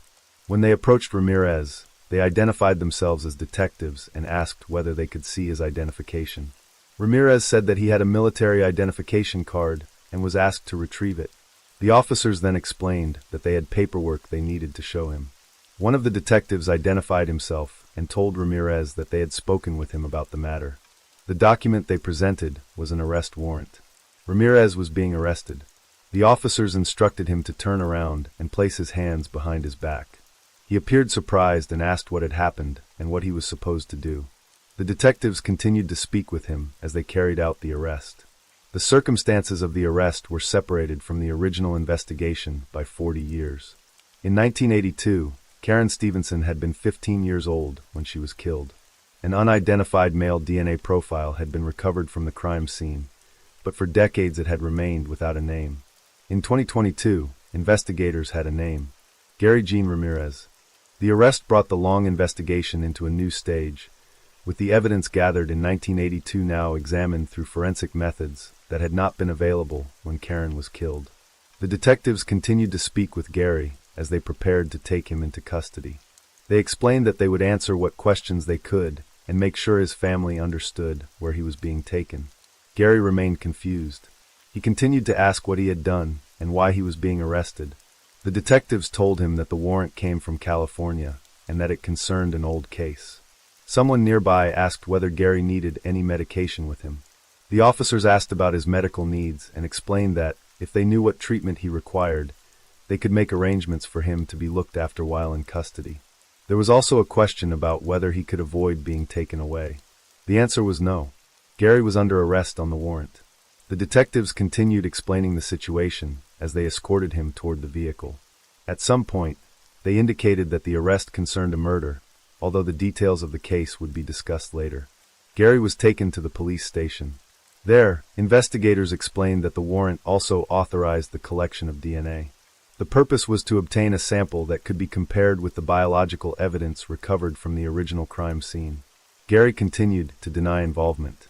He told the detective that he had been truthful from the beginning and that he had not done anything wrong. He said that hiding things was not his way and suggested that other people might have given investigators incorrect information about him. The detective did not immediately challenge every statement. Instead, he explained that because Gary was insisting that he was not the person investigators were looking for, they needed as much clarification as possible. The detective said that understanding Gary's account could also help determine whether someone else was responsible. Before any further questioning, the detective turned to Gary's legal rights. He explained that Gary had the right to remain silent and asked whether he understood. Gary said that he did. The detective then decided not to continue the substantive questioning during the journey. For the moment, Gary would be taken to the station, where the warrant and the collection of the DNA sample could be dealt with formally. The investigation had now reached a point that could be tested against physical evidence. 40 years after Karen Stevenson's death, the investigators had returned to the DNA recovered from her body, and Gary Ramirez had been brought into custody because of the genetic connection that had emerged from the investigation. The next stage would depend on what the new sample showed. Once Gary had been taken to the station, the detectives began establishing his connection to California and to the places associated with Karen's final movements. Gary acknowledged that he had lived in California in the past and had attended college there. The detectives asked about the Bay Area and whether he had friends or relatives who had lived around San Francisco. Gary did not identify anyone who immediately connected him to the investigation. The questions then became more specific. The detectives asked whether he had heard of Santa Clara and whether he had ever been to Sunnyvale. Gary initially said no. He said he had never gone through the area, although the conversation suggested that he might have traveled through it without remembering. The detectives continued. They asked about Palo Alto. During the 1980s, Gary said he had visited a family home there. Palo Alto was significant because Karen had lived there. It was also approximately 15 miles from Sunnyvale, where her body had been found. At this point, the questions were still presented as an effort to establish Gary's movements and history. The detective did not immediately explain everything that investigators already knew. Gary was then asked whether he understood why he had been arrested. He said he did not. The detective asked whether he knew what murder meant. Gary said that he did. He was asked whether he had ever killed anyone. Gary answered no. The detective then explained that there was evidence connecting him to a murder, and that the purpose of the investigation was to establish exactly what that evidence meant. Gary remained uncertain.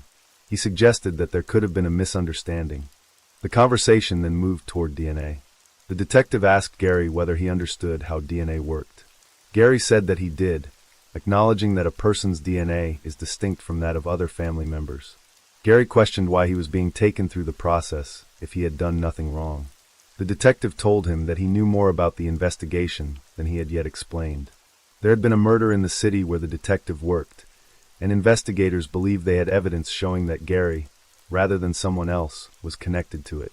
Gary continued to say that he had no connection to the place where Karen had been killed. Then the detective asked a more direct question. Where did Gary work? Gary answered that he worked in Sunnyvale. The detective repeated the question, apparently confirming what he had heard. Sunnyvale. Gary was then asked why he had gone there. He said that he did not know why he had been in Sunnyvale and that, as far as he could recall, there had been no reason for him to go there. The answer changed the circumstances of the interview. Until then, Gary had been describing Sunnyvale as a place with which he had little or no connection. Now he had acknowledged that he had worked there. The detective returned to the events of 1982. That was the year Karen Stevenson was killed. Gary was 35 years old at the time.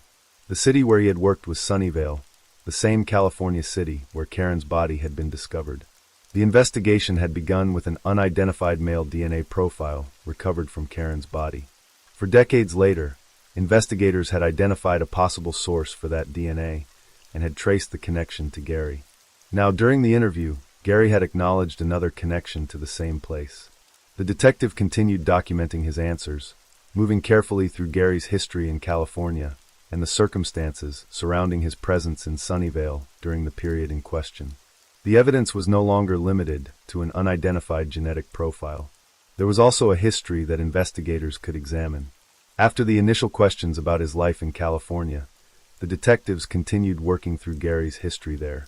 He confirmed that he had lived in the state and had attended college, but when the conversation turned toward the Bay Area, his answers became less certain. The detectives asked whether he had friends or relatives who had lived around San Francisco. Gary did not identify anyone. They then mentioned Santa Clara and Sunnyvale and asked whether he had ever been there. Gary said that he had not, adding that he had never gone through the area. The detective suggested that he might have driven through it at some point, but Gary still did not appear to recognize the significance of the location. The questioning moved back to the 1980s. Gary explained that he had visited a family home in Palo Alto during that period. Palo Alto was relevant to the investigation because Karen had lived there, and the city was only about 15 miles from Sunnyvale, where her body had been found. The detective continued asking about Gary's movements without immediately explaining how each answer related to the case. Gary was asked whether he knew why he had been arrested. He said he did not. The detective asked whether he understood what murder meant. Gary said yes. He was then asked whether he had ever killed anyone. He answered no. Gary questioned why he was being taken into custody if he had done nothing wrong. He suggested that the circumstances could be based on a misunderstanding and continued to say that he did not know what had brought him into the investigation. The detective then returned to DNA.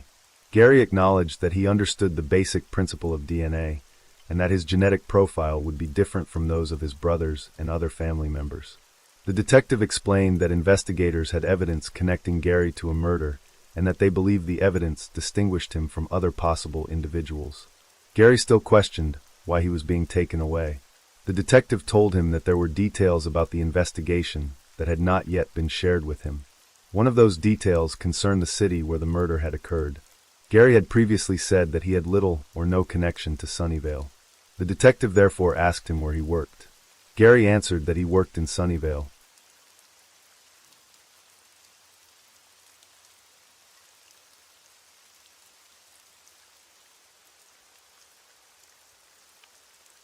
Story 5. Washington City, Utah, June 18, 2024. The events began on the evening of June 18, 2024, in Washington City, Utah, when a neighbor came running down the road, shouting for someone to call 911. He reported hearing gunshots and seeing a yellow Kia Soul leaving the area of the house. He and his wife went inside and remained there while the situation was still unclear. The neighbor, Corey, then made his own call to emergency dispatch and asked that officers check the residence. He told the dispatcher that he believed someone had been shot and that his parents might be upstairs. When asked whether someone had entered the house and fired the shots, Corey said he believed it had been his brother. The brother was identified as Colin, who went by Mia.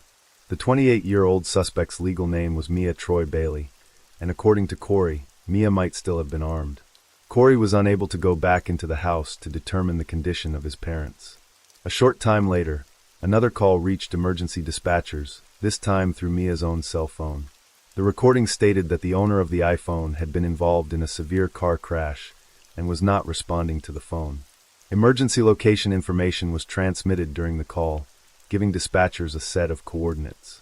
Officers were able to locate a broken iPhone in the street, but the discovery did not provide them with a reliable way to determine Mia's whereabouts. With a potentially armed suspect still unaccounted for, officers entered Corey's home and began looking for his parents. Inside, they found Gail Bailey, age 69, lying motionless on her stomach on the living room floor. Blood had soaked into the carpet beneath her. Nearby, in a hallway, 70-year-old Joseph Bailey was lying flat on his back, with blood gathered around his head. Neither appeared to have any signs of life, and the injuries left no apparent possibility of rescue. The officers did not immediately tell Corey what they had found. Instead, they remained with him and began asking what had happened inside the home. One officer asked Corey to describe the events of the day. Corey explained that he and his wife had been downstairs watching a television show. His mother, he said, had been upstairs arguing with his grandmother about what he described as family drama. According to Corey, whatever had been happening upstairs appeared to have angered his brother. The account was only the beginning of the information officers would collect that evening, as they continued working through the sequence of events and attempting to locate Mia. Earlier statements connected the incident to a history of family conflict. One statement attributed to Mia described repeated efforts to escape what Mia characterized as abuse within the family, saying that those attempts had continued for more than 7 years. As officers and negotiators continued dealing with the situation, Mia was described as being in a severely disturbed state, with statements referring to delusional and paranoid behavior. At one point, Mia was reported to be lying completely on their side with an object held against their head. The investigation that followed was based on official police records released to date, along with footage that had not previously been publicly available. Corey continued explaining what he knew about his brother. He described Mia as schizophrenic and said that Mia had been dealing with a number of difficulties recently, including a transition. The argument between their mother and grandmother, he said, had taken place over the phone and concerned a scheduled surgery for Mia, although Corey was uncertain about the details. There was also an existing protective order. Corey told officers that the order applied to Mia and covered himself, his wife, his children, and the house where they lived. According to police records, the order followed an incident approximately a year earlier, when officers had been called to the residence after Mia allegedly pointed a firearm at Corey during a verbal confrontation. After that incident, Mia was taken to a hospital for mental health treatment. The firearm was confiscated by the Washington City Police Department at Mia's request. The circumstances surrounding the shooting on June 18th remained unclear to Corey. He could only describe what he had heard and what he had done after the gunfire began. According to his account, he heard shots coming from upstairs, followed by his mother yelling and screaming. He and his wife then locked themselves inside their room. Corey began opening a window so that they could get outside. While they were climbing through it, he said Mia was pounding on the bedroom door and trying to get inside. Corey then heard additional gunshots coming from the direction of the door. He believed Mia might have been attempting to shoot through the door or force it open with the firearm. Corey and his wife managed to get outside and ran to the neighboring residence, where he called 911. When officers asked where Mia might have gone, Corey could think of only a few possibilities. He mentioned his Aunt Jenny's home and his grandmother's house. He then contacted his older brother by telephone to see whether he had any additional information. During the conversation, another possibility emerged. Mia might have had a boyfriend who worked at a local pizza shop. That information gave investigators another location to consider. Before leaving, officers spoke with Corey about what they had found inside the house. The news was delivered carefully, but there was no way to make it easier. Corey's parents were dead. He struggled to process what he had been told, while the officer explained that another person could be contacted to help him through the immediate aftermath. A victim advocate was also offered. Corey said that he did not know where to begin. He was also uncertain where he and his family could safely go while Mia remained missing. Corey's wife had suffered minor injuries during their escape and was treated by paramedics. Afterward, the couple was taken to a hotel for the night, while officers continued searching for Mia. Investigators also contacted Aunt Jenny. During the conversation, she described concerns about Mia's mental state. She said that, at times, Mia had reported hearing voices, something she had only become aware of recently. Jenny explained that, a few weeks earlier, Mia had experienced another episode involving voices and had gone to a hospital so that her medication could be adjusted. The information added another part to the account officers were assembling, although it did not explain what had happened inside the Bailey home that evening. Investigators then followed the lead involving Mia's possible boyfriend and went to a local residence connected to him. By this point, news of the shooting had begun to spread, and officers were still searching for a potentially armed suspect whose location was unknown. When police arrived, the man's mother answered the door cautiously, aware that officers were looking for someone who could still be carrying a firearm. At the residence connected to Mia's possible boyfriend, officers identified themselves and asked to come inside. The man's mother was visibly frightened by what she had heard and initially asked to see identification before allowing them through the door. Once inside, the officers explained that they were searching for Mia. The man told them that he had only recently begun seeing her and did not know her well. He estimated that they had known each other for roughly a week and a half, although Mia had apparently described him publicly on Facebook as her boyfriend. He said that Mia had seemed depressed and had told him that she had previously harmed herself by cutting. Beyond that, he had little information about her current whereabouts. The officers asked about their relationship, and he described it as something that was only beginning. He also said that Mia appeared interested in moving the relationship forward quickly. Before leaving, officers advised the residents not to answer the door for anyone they did not recognize and to call 911 if they noticed anything suspicious. The search continued through the surrounding area. At some point, an officer spotted Mia walking along a roadway. She disappeared shortly afterward down a dirt road, and nearby units began moving into position. Officers used their vehicle headlights to watch the surrounding trees and open fields, attempting to identify any movement in the darkness. The sighting gave investigators a more precise indication of where Mia might have gone, but the area remained difficult to search. As officers gathered and compared information, earlier details from the investigation began to connect. They discussed the amount of time Mia had apparently spent inside the residence and the number of rounds involved. Investigators also revisited the previous incident in which officers had taken a firearm from Mia. According to the information being exchanged, the same firearm had later been returned after the Bureau of Criminal Identification cleared its release. Ammunition recovered from the Bailey residence was believed to have been used during the killings. The discussion also reflected the severity of what investigators believed had occurred inside the house, with officers describing the deaths of Mia's mother and father as deliberate executions. The search continued throughout the night. Officers from the Washington City Police Department were joined by members of the United States Marshals Service, while drones, helicopters, and police canines were used to search the surrounding terrain. The hours passed without a confirmed location. By the following morning, investigators located Mia concealed within a patch of dried tumbleweed and brown vegetation. She appeared exhausted and dehydrated, and by then officers had surrounded the area. A drone operating above the location helped confirm her position.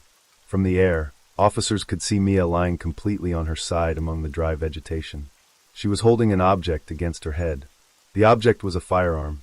With Mia surrounded and the weapon positioned against her head, officers shifted from the search operation to a crisis response. One officer began speaking to her from a distance. He identified himself and told Mia that he was there to talk and to help her through the situation. The standoff had begun. The officer continued speaking to Mia from a position that provided some protection from the firearm. He acknowledged that she was going through a difficult period and told her that he was there to help. He asked her to place the weapon on the ground and raise her hands so that officers could be certain they could speak safely. Mia refused.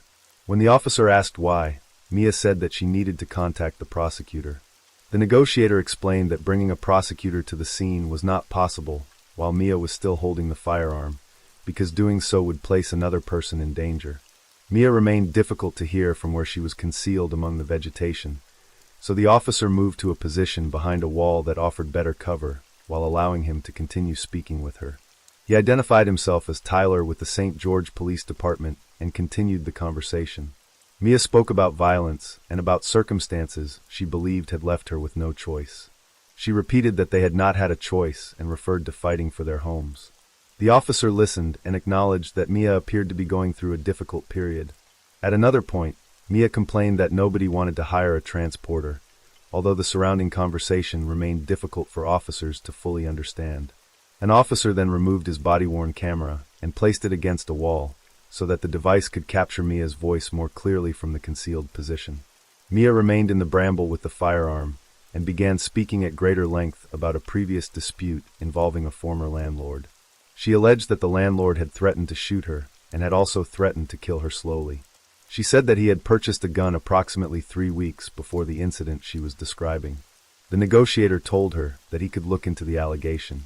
Mia continued, saying that her family, the police, and the hospital had not believed her. Investigators were already aware of a recent report involving the same concerns. Approximately 2 weeks earlier, Mia had contacted the St. George Police Department and reported that her former landlord had brandished a shotgun. She also alleged that listening devices had been installed inside the residence and that these devices were causing her headaches.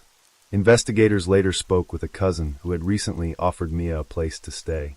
The cousin described Mia's behavior during the days leading up to the shooting.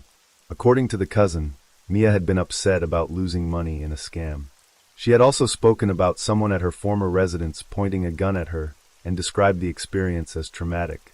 The cousin said Mia then began making additional claims, including that someone was poisoning her and that devices producing radiation had been placed near her. She also believed microphones had been installed inside the walls. The cousin told investigators that, at that point, it had become clear that arguing with Mia about these beliefs was not productive. When asked how Mia had been behaving in the days immediately before the shooting, the cousin described her as delusional, paranoid, and mentally ill, saying that her statements frequently did not make sense. During the standoff, the negotiator continued responding to Mia without directly challenging the claims she was making. He told her that he believed she was telling him what she understood to be true, and that he did not think she was simply inventing the account. Mia responded that the officer had made her believe him. The conversation continued, with Mia still concealed in the vegetation and the firearms still in her possession. Mia continued describing the grievances that had occupied her attention during the days before the shooting. She wanted the allegations she had made about her former landlord investigated, and the negotiator told her that he could look into them. Mia then referred to another person she believed had been failed by police, describing a 15-year-old who had allegedly had a gun pointed at him. In her view, nothing had been done afterward. With Mia still armed and refusing to surrender, the negotiator returned to the request she had made earlier about speaking with a prosecutor. He asked what she wanted to say if she were eventually able to speak with one. Mia said she wanted the death penalty by firing squad and wanted that request provided in written form. The negotiator responded that it was difficult to hear Mia speak about herself as though there were nothing left for her. Mia disagreed. She said there was nothing left, and then connected that feeling to the shootings. She asked why he thought she had killed her parents and referred again to the surgery that had been scheduled for her. According to Mia, the surgery was gender reassignment surgery. The negotiator asked how long she had wanted the procedure. Mia said she had wanted it all her life. He then asked about her family's position and whether they had supported the decision. Mia said that her family had acted as though they supported her, but that she believed they did not, particularly her mother, Gail Bailey. Mia described years of conflict within the family and said that she had repeatedly tried to get away from what she characterized as abuse. She said she had moved to Washington because she believed that, without leaving, she would eventually either kill herself or kill someone else. She again asked the negotiator to tell others that she wanted the death penalty by firing squad. Rather than continue with the subject of punishment, the negotiator brought the conversation back to the surgery. He asked how much the procedure was expected to cost. Mia said approximately $30,000 and explained that she had already arranged everything. The negotiator asked what had happened to the arrangements. Mia said that her mother had contacted the hospital. She did not know exactly what Gail had told them, but believed her mother had said that she opposed the surgery and that Mia should not undergo it. Mia said she had been extremely angry with her mother and had contacted the hospital afterward because of what she described as gatekeeping surrounding the procedure. According to Mia's account, Gail had raised concerns about her mental health with the hospital, and those concerns contributed to the cancellation of the surgery. A cousin interviewed during the investigation described similar concerns about Mia's recent behavior. The cousin also discussed Mia's hormone treatment during her transition, including estrogen, testosterone, and testosterone blockers, and speculated that the treatment could have affected her mental state. The cousin said that Mia's behavior had changed noticeably in recent weeks, and described her as severely mentally unwell and disconnected from reality. Back at the scene, the conversation with Mia moved away from the immediate events of the shooting. The negotiator asked whether she had extensive knowledge of technology. Mia said she believed she knew a fairly good amount. The exchange provided another subject for the negotiator to use while maintaining communication with her, as officers continued waiting for an opportunity to resolve the standoff safely. The conversation moved toward technology. The negotiator asked Mia whether she knew about Stephen Hawking and a device that allowed him to communicate. Mia said she did, and then began describing a device that she believed was solar-powered and capable of filtering words. She connected the subject to what she believed had happened to her medically. Mia said that a hospital had refused to provide her blood test results. She claimed that the results showed radiation levels thousands of times above what she considered normal, and said that medical staff had confirmed her interpretation. When the negotiator asked where she believed the radiation had come from, Mia identified a device that she said had been affecting her for several months. She described what she believed was a subsonic sound produced by the device, and said that she had spent months trying to determine how it worked. The negotiator asked what she had discovered about the alleged radiation exposure. Mia said that she believed the technology could read her thoughts. The conversation continued, but the negotiator gradually moved toward other subjects. For a period of time, they discussed Mia's previous employment working with children with special needs. By then, approximately 30 minutes had passed since the negotiations began. The continued conversation appeared to be establishing some degree of rapport, although Mia's emotional state remained unstable. An officer later described observing a recurring change in her behavior. The officer said that Mia could move from periods in which she appeared to be connecting with the negotiator to statements that her life was over. During those moments, the officer noticed that Mia's voice also changed, becoming lower and more masculine.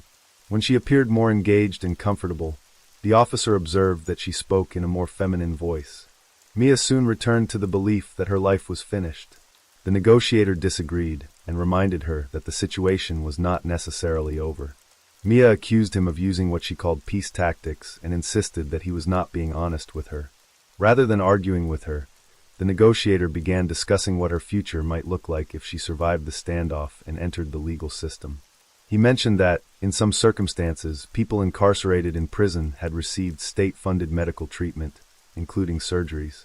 Mia questioned whether she would be placed in a women's prison without undergoing the surgery she had been seeking. The negotiator told her that those questions could potentially be discussed with the prosecutor and the court. He then gave Mia new information. The prosecutor had arrived at the scene and was willing to speak with her. There was a condition. Mia would first have to safely surrender the firearm. Mia responded that she could have killed herself and allowed what she considered her enemies to win, as she believed others in her life had done. Instead, she said she had wanted to take them with her. By this point, nearly an hour had passed since the standoff began. The negotiator explained that the prosecutor could not fulfill Mia's demands before the firearm had been secured. Mia asked about another possibility and referred to it as a second option, or a plan B. When asked what that plan would be, Mia returned to the subject of the surgery. She still wanted the procedure. At the same time, she expressed concern about being placed in a men's prison without it. The negotiator told her that the issue could be raised with the prosecutor and, ultimately, with a judge. He suggested that Mia explain what she wanted and what outcome she hoped the court would consider. For the moment, the firearm remained in Mia's possession, but the conversation had shifted toward a possible future beyond the immediate standoff. The negotiator continued discussing the possibility of a plan with Mia, including the opportunity to speak with the prosecutor directly. The prosecutor was willing to hear Mia's concerns, but the firearm had to be secured first. The negotiator asked Mia to place the gun aside. Mia looked at the weapon and said that it appeared to be empty. The negotiator told her not to take any chances. Mia then said that she intended to keep the final round for herself. The negotiator continued reassuring her that officers would not use unnecessary force during the arrest, and asked her to move toward them while keeping her hands visible. Mia eventually agreed. She was instructed to walk toward the officers with her hands where they could be seen. Once she reached the designated position, officers directed her to kneel and place her hands on the ground in front of her. She was then told to move backward until she was lying face down. Mia followed the instructions. Officers directed her to extend her arms to the sides and turn her palms upward, then told her not to move. She was handcuffed and searched for additional weapons. During the search, Mia remarked that she could not really hide anything. Officers then moved to secure the firearm that had remained with her throughout the standoff. They later determined that the weapon was not loaded and that no rounds had been fired into the surrounding field. After Mia had been secured, Tyler, the negotiator who had spent nearly an hour speaking with her, approached and introduced himself in person. He told her that it was good to finally put a face to the voice and thanked her for working with him. The conversation remained subdued as Mia responded to one of his remarks, and the interaction ended without further resistance. Before Mia was taken to the police station, she was introduced to the prosecutor who had been mentioned during the negotiations. The prosecutor would later join a detective during the interview that followed. Once Miranda rights were read, Mia agreed to speak. During the initial moments of the interview, she appeared uncomfortable with the surroundings and made movements toward her clothing. Officers clarified what she was doing and ensured that she remained within their view. The detective and prosecutor then began asking about the events that had led to the shooting. Mia explained that she had become extremely angry after learning that her scheduled gender reassignment surgery had been canceled. She said that she did not want to hear excuses and instead wanted an explanation and an apology, along with an assurance that something would be done to address the situation. Mia described the cancellation as the loss of the one thing she believed she still had. She said that she had repeatedly threatened her mother, telling her that she would kill her, and explained that she believed her mental condition was deteriorating and that she needed the surgery. Mia acknowledged that she understood she was likely facing serious consequences regardless of what happened next. She then described reaching a point where she felt that enough was enough and decided that she would take someone with her. The statement marked the beginning of Mia's account of what happened inside the Bailey residence, including the final moments of Joseph and Gail Bailey. The negotiator continued working with Mia toward a plan that would allow her to speak with the prosecutor in person. The possibility of that conversation was kept open, but only if the firearm was first placed out of her hands. The negotiator asked Mia to set the gun aside. Mia looked at it and said that it appeared to be empty. The officer cautioned her not to assume that it was safe. Mia then said that she intended to keep the last round for herself. The negotiator continued speaking calmly, reassuring her that officers would not use unnecessary force once she surrendered. After further discussion, Mia agreed to leave the weapon aside and come toward the officers. She was instructed to walk toward them while keeping her hands visible. When she reached the officers, they directed her to kneel and place her hands on the ground in front of her. She was then instructed to move backward until she was lying face down, extend her arms away from her body, and turn her palms upward. Mia followed the instructions. Officers told her not to move, then placed her in handcuffs and searched her for additional weapons. During the search, Mia remarked that she could not really hide anything. The officers secured the firearm from the area where Mia had been lying. It was later determined that the weapon was not loaded and that no bullets had been fired into the surrounding field. After the arrest, Tyler, the negotiator who had spoken with Mia throughout the standoff, approached her. He introduced himself in person and remarked that it was good to finally put a face to the voice. He thanked Mia for cooperating with him during the negotiation. Mia responded to one of his remarks, and the exchange remained brief before officers prepared to transport her. Before going to the police station, Mia was introduced to the prosecutor who had agreed to speak with her. The prosecutor would later join a detective during the interview. At the beginning of that process, Mia appeared uncomfortable with the interview setting and made a movement toward her clothing. Officers asked what she was doing and clarified that they needed to search her before continuing. Once the necessary procedures were completed and Miranda warnings had been read, the interview began. Mia described the anger she had felt after learning that her scheduled gender reassignment surgery had been canceled. She said that she had been extremely angry and did not want to hear explanations that she considered excuses. What she wanted, she said, was an explanation, an apology, and an indication that something would be done. She described the surgery as the one thing she believed she still had. Mia told investigators that she had repeatedly threatened her mother, saying that she would kill her. She explained that she believed her mental state was deteriorating and that she had needed the surgery. She also acknowledged that she believed she was going to face serious consequences regardless of what happened. In her account, she had reached a point where she felt that enough was enough. She then said that she had decided to take someone with her. The interview continued, with investigators beginning to establish what Mia had done inside the Bailey residence and how the deaths of Joseph and Gail Bailey had occurred. After leaving the Bailey residence, Mia remained on the run and continued looking for another round of ammunition. During the later interview, investigators asked about that part of the sequence. Mia explained that after fleeing the house, she went to Sportsman's Warehouse because she wanted to obtain one more bullet. The detective clarified that finding another round had been the ultimate goal. Mia agreed. She wanted one more bullet, and when asked whether it was intended for herself, she confirmed that it was. The conversation then moved away from the immediate events and toward Mia's thoughts about what had happened. The detective expressed regret that the situation had reached this point. He said that he wished mental health services were better, that transitioning services were better, and that people were more accepting of one another.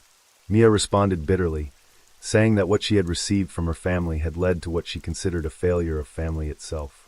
When asked what final statement she would want to leave, Mia spoke about transgender people and the age at which they should be able to begin transitioning. She said that she believed people should be allowed to begin earlier, although she did not consider surgery appropriate for children. When asked about the age she considered appropriate for surgery, she said at least 18, when a person was legally an adult and able to make the decision independently. The investigators continued discussing the distinction between medical transition and surgery before temporarily ending the interview. After a short break and a meal, the detective and prosecutor returned with several final questions, including Mia's repeated request for the death penalty. When asked how she would choose to die, Mia again selected a firing squad. She explained that a firing squad was the method she associated with the deaths she had caused and described it as immediate. In her view, receiving the same method would be fair. She also identified lethal injection and the electric chair as other possible methods, placing them behind the firing squad in her stated order of preference. The detective then asked about remorse. Mia said that what she regretted was becoming what she described as the monster her family had made her into. She said that she had wanted to be a good person and had genuinely tried to be one. The later court proceedings established the legal outcome. According to court documents, in November 2025, Mia Bailey entered a plea of guilty and mentally ill to 2 counts of aggravated murder and 1 count of aggravated assault. She was sentenced to 2 indeterminate terms of 25 years to life for aggravated murder, along with an indeterminate term of up to 5 years for aggravated assault. The sentences were ordered to run consecutively. The plea agreement did not include a guaranteed state-funded gender reassignment surgery, nor did it contain a promise that Mia would later be transferred to a women's prison. In a GoFundMe created by a family member, Joseph and Gail Bailey were described as 2 of the most loving and generous people the family had known. Those statements formed part of the record surrounding the deaths, while the criminal case itself concluded with Mia Bailey's guilty and mentally ill plea and consecutive sentences for the 3 offenses.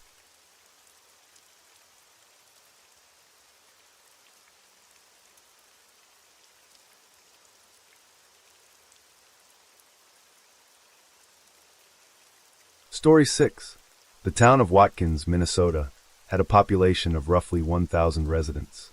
In July of 2016, a tornado passed through the area and damaged multiple homes and small office buildings, leaving sections of the town covered in broken wood, insulation, and fallen trees. At least 25 houses were damaged, and 12 of them were considered heavily damaged. Around 5 office buildings were also severely affected. In the weeks that followed, residents worked in groups to clear debris and remove fallen trees from the roads and yards. Some families began repairing their homes, while others started rebuilding sections that had been destroyed.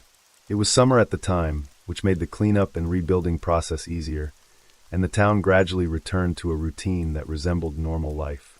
Children in Watkins were also affected by the tornado, and many of them attended trauma recovery sessions with volunteers and child psychologists.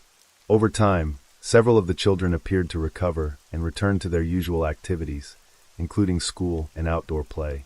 One of those children was a 5-year-old girl named Aliana Jana Earl, who had been born on October 31, 2010. She was the youngest child of Matthew Earl, often called Matt, and Kyla Earl. She had an older sibling whom she admired very much. Within the family, she was known to be very affectionate and unusually social for her age, often greeting relatives and neighbors with hugs rather than just words. Aliana liked the colors purple and pink and often spent time playing with toy makeup. She liked dressing up and was particularly fond of the character Elsa from the film Frozen, and she sometimes wore costumes similar to that character while playing at home. Her mother described her as a child who made friends easily and who was comfortable speaking to both children and adults. She had wavy blonde hair, blue eyes, and a habit of smiling when she met people. If she missed a day of school, her absence was noticed quickly by classmates and teachers. She was described as cheerful, talkative, and willing to try things that other children sometimes avoided. At home, she often played with the family dog, Daisy. Among extended family members, she was given the nickname, the Little Peanut, a name that appeared in family conversations and messages. The nickname was used frequently enough that it became a common way relatives referred to her. There are records indicating that the community later built a statue to remember what happened to her. The statue was not large, but it was placed where people could see it, and it became a point where some residents would stop briefly before continuing on their way. The decision to leave Elena behind was mentioned in one account, though the context was not immediately explained in the same record, and the sentence appeared among notes describing family expectations about a wedding that was supposed to take place the following day. The connection between these details was not clarified in the same document. What is clear is that the death of the 5-year-old girl was described by investigators and residents as extremely violent, and the event caused a lasting impact on the town, which had only recently been recovering from the tornado damage. In a small town, routines are visible and absences are noticed quickly, especially when they involve a child who was known to greet nearly everyone she saw. Eliana was known to be very close to her older brother, and the two children were often seen together inside the house or in the yard. This detail appeared repeatedly in family descriptions, usually in short statements that did not seem important at first, but were recorded anyway as part of the household routine. On the morning of August 20th, 2016, at approximately 8:30 in the morning, Matthew and Kyla Earl woke up and noticed that Eliana's bed was empty. At first, the situation did not immediately form a clear conclusion, and they began checking other rooms inside the house, including the bathroom, storage area, terrace, and garage, moving from one room to another while calling her name several times. She did not answer. They later stated that Eliana did not have a habit of waking up on her own, and did not usually play hide and seek inside the house, which made the situation feel unusual to them very quickly, and the search inside the home became more hurried as each room was checked again. Their older son, Carter, was also awake by then and was asked if he knew where his sister was, but he said he did not know and had not seen her that morning. Around the same time, Matthew realized that his work truck, a 2002 GMC Sierra, was no longer at the house, and his phone was also missing. A man named Zachary, a co-worker of Matthew who often slept on the living room couch, was also no longer in the house. Zachary had stayed at the Earl home many times before, often enough that Eliana reportedly treated him like an uncle, and his presence in the house had become routine to the family. That morning, when they saw that he was gone along with the truck and the phone, Matthew and Kyla began to suspect that something was wrong beyond a child simply wandering outside. At 9:56 in the morning, they contacted law enforcement to report that Eliana was missing. Officers arrived at the house and began a search of the property and surrounding area, while also gathering initial information from the parents and documenting the missing vehicle and the missing adult who had been in the home that night. At 1:12 in the afternoon, an Amber Alert was issued to report the suspected abduction of a child, and the alert included information about Eliana and the missing GMC Sierra truck. Police began looking into Zachary's background. He was 25 years old, and his full name was Zachary Todd Ederson. Early background checks indicated that he did not have a prior criminal record and had not previously been charged with robbery or sexual offenses, which made the situation more difficult for the family to understand, as they had known him as a friend and co-worker who had spent time in their home without incident. News about the missing 5-year-old spread quickly throughout Watkins. Her photo and identifying information appeared on television, on Facebook, and on digital billboards in surrounding areas, while search efforts expanded beyond the immediate town. Officers interviewed neighbors to determine whether anyone had seen or heard anything unusual during the night or early morning hours, but most neighbors reported that they had been asleep and did not notice anything out of the ordinary. Investigators then attempted to obtain data from Zachary's mobile phone provider in order to determine whether his phone could still be tracked, and whether location data could provide a direction of travel. At that point in the timeline, Eliana had been missing for several hours, the vehicle was still unlocated, and the only adult known to have left the house during the night could not be reached. The search area continued to widen as more agencies were notified. Phone data began to provide partial movement patterns. Records showed that at approximately 8:30 in the morning on the day Eliana was reported missing, Zachary's phone was still active near a convenience store in the Browerville area. The information placed him in that vicinity, but officers were not able to locate him there when they searched the area. By the time this information was processed, no one who had been interviewed reported seeing where he went after that point. The last known description indicated that he had shaved his beard shorter than before and was wearing a black t-shirt with the words Riverside Tavern, Forest City Softball. Investigators also attempted to track Matthew's phone, which they believed had been taken along with the truck. Tower data later showed that Matthew's phone had been detected in Todd County at approximately 6:30 in the morning. Another tower record showed the phone still active in Todd County shortly after midnight, at 9 minutes past 12 in the morning. After that point, the phone was turned off and could no longer be tracked. Around the same period, law enforcement in Morrison and Cass counties received a phone call from Zachary's father. He reported that his son had contacted him and asked if he could go to the family cabin located near Mount Lee. This information was passed to investigators, and officers began moving toward the cabin location as quickly as possible. Local officers were joined by agents from the Bureau of Criminal Apprehension and the Federal Bureau of Investigation. Search teams included tracking dogs and a helicopter equipped with infrared equipment to scan the wooded areas from above. The assumption at that time was that the information from Zachary's father was credible and time-sensitive. When officers arrived at the cabin, they found Matthew's GMC Sierra parked near the edge of a steep drop-off not far from the structure. Some officers entered the cabin to search the interior. Inside, they found a 20-gauge shotgun and shotgun shells on a table. They also located a handwritten note that appeared to be a suicide note written by Zachary. The note was collected but not treated as a confirmed explanation of events, and officers continued to search the surrounding area for additional evidence or signs of movement. Outside the cabin, they found footprints leading away from the structure and into a wooded area, and officers began following those tracks on foot. The tracks led them through wooded terrain and eventually toward a marsh area. By the time officers reached the marshland, it was approximately 4:30 in the afternoon. At that location, officers saw Zachary standing in the marsh water, which reached roughly to an adult's knees. He appeared injured, and there was a noticeable wound on his left wrist. He was still alive when officers approached him, and he was taken into custody at the scene. At the marsh, Zachary did not attempt to run when officers approached him. When ordered to raise his hands, he complied and remained standing in the shallow water while officers moved closer. He was taken into custody without resistance and placed in handcuffs at the scene. Officers immediately asked him where Aliana was. He responded that he did not know and said that he was not with her. He did not offer further explanation, and at several points indicated that he did not want to continue speaking. Investigators did not accept the statement as complete and continued questioning him at the location. After some time, Zachary stated that Aliana was in the marsh. Search teams moved into the water and surrounding brush area to verify the statement. Additional personnel were called in, including divers, and the search area was expanded outward from the location where Zachary had been standing. At approximately 6 o'clock in the evening, Aliana was located submerged in the marsh water. Her body had been concealed under brush, branches, and marsh vegetation. She was pronounced dead at the scene. Items belonging to her were also recovered nearby, including clothing and personal belongings, among them a pink blanket with an Elsa design. After the recovery, the Amber Alert was canceled. The case was no longer classified as a missing child abduction, but as a homicide investigation.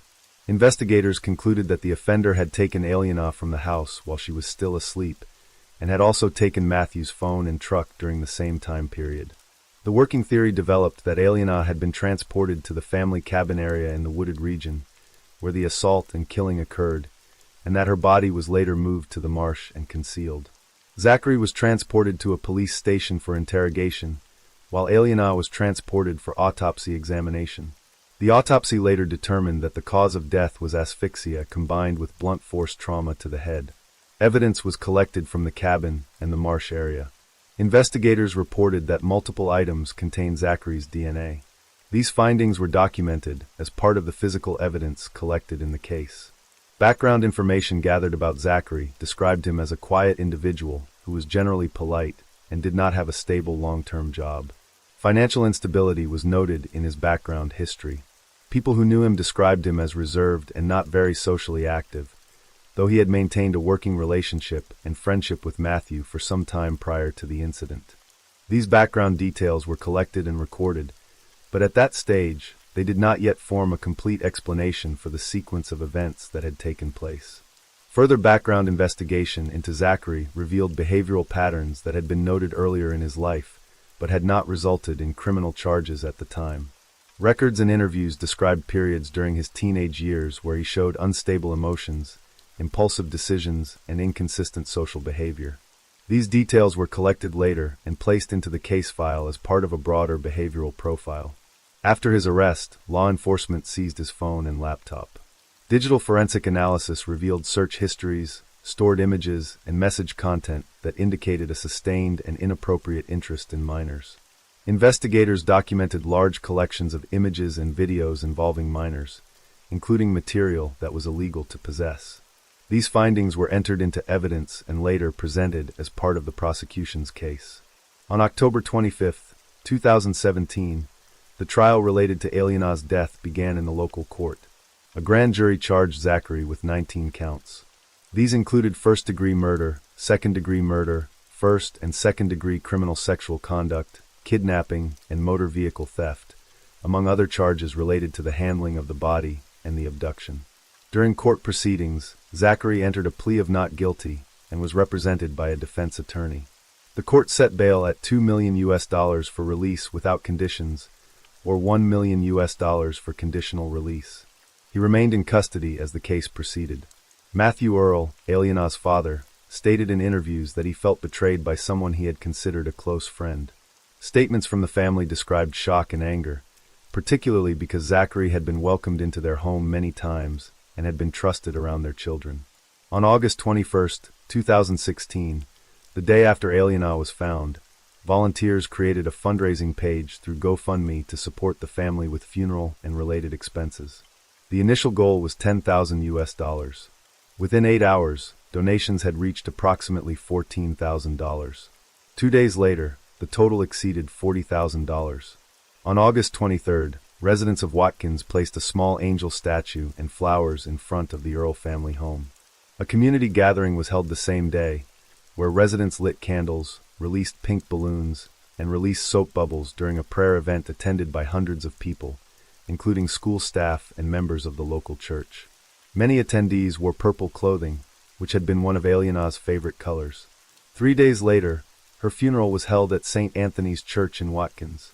About 1 month after the funeral, a statue resembling Aliana was installed at McCarthy Park in Watkins, where it remained as a public memorial. These events were recorded in local reports and community records, and they marked the closing period of the immediate public response following the investigation and arrest. The legal process continued beyond that period, but the town's visible response largely centered on memorials, gatherings, and support for the family. In the years that followed, Aliana's mother, Kyla, continued to mark her daughter's birthday each year. The gatherings were held annually and were attended by community members, friends, and extended family. The events were described as organized but informal, and they gradually became a recurring public remembrance rather than a private family observance. Over time, a charitable organization was formed in Aliana's name called Elena's Art. The organization focused on collecting donations during annual Halloween events, which coincided with Aliana's birthday on October 31st. Funds collected through these events were later distributed to families with sick children and to households experiencing financial difficulty. Records show that the charity activities continued in the years following the case and became part of the town's annual calendar. Regarding the legal proceedings, on March 2, 2018, Zachary formally admitted to the crimes committed against Aliana. In court, he acknowledged that he had assaulted and killed her. Following this admission and the earlier charges filed against him, the court sentenced him to life in prison without the possibility of parole. This sentencing legally concluded the case against him, and the file was closed following standard post-sentencing procedures, though records, evidence, and archived materials remained stored as part of the permanent case record. In Watkins, the physical reminders remained in place, including the statue at McCarthy Park and the annual gatherings held on Aliana's birthday. These events continued to be documented in local records as community memorial activities rather than case-related proceedings. And that brings all 6 stories to an end. Thank you for spending this quiet time with me tonight. You can leave the stories here now and let your mind slowly move away from them. Take another slow breath, let your body relax, and allow the night to become quiet again. Wherever you are, I hope you have a peaceful rest. Good night, and I'll see you in the next one.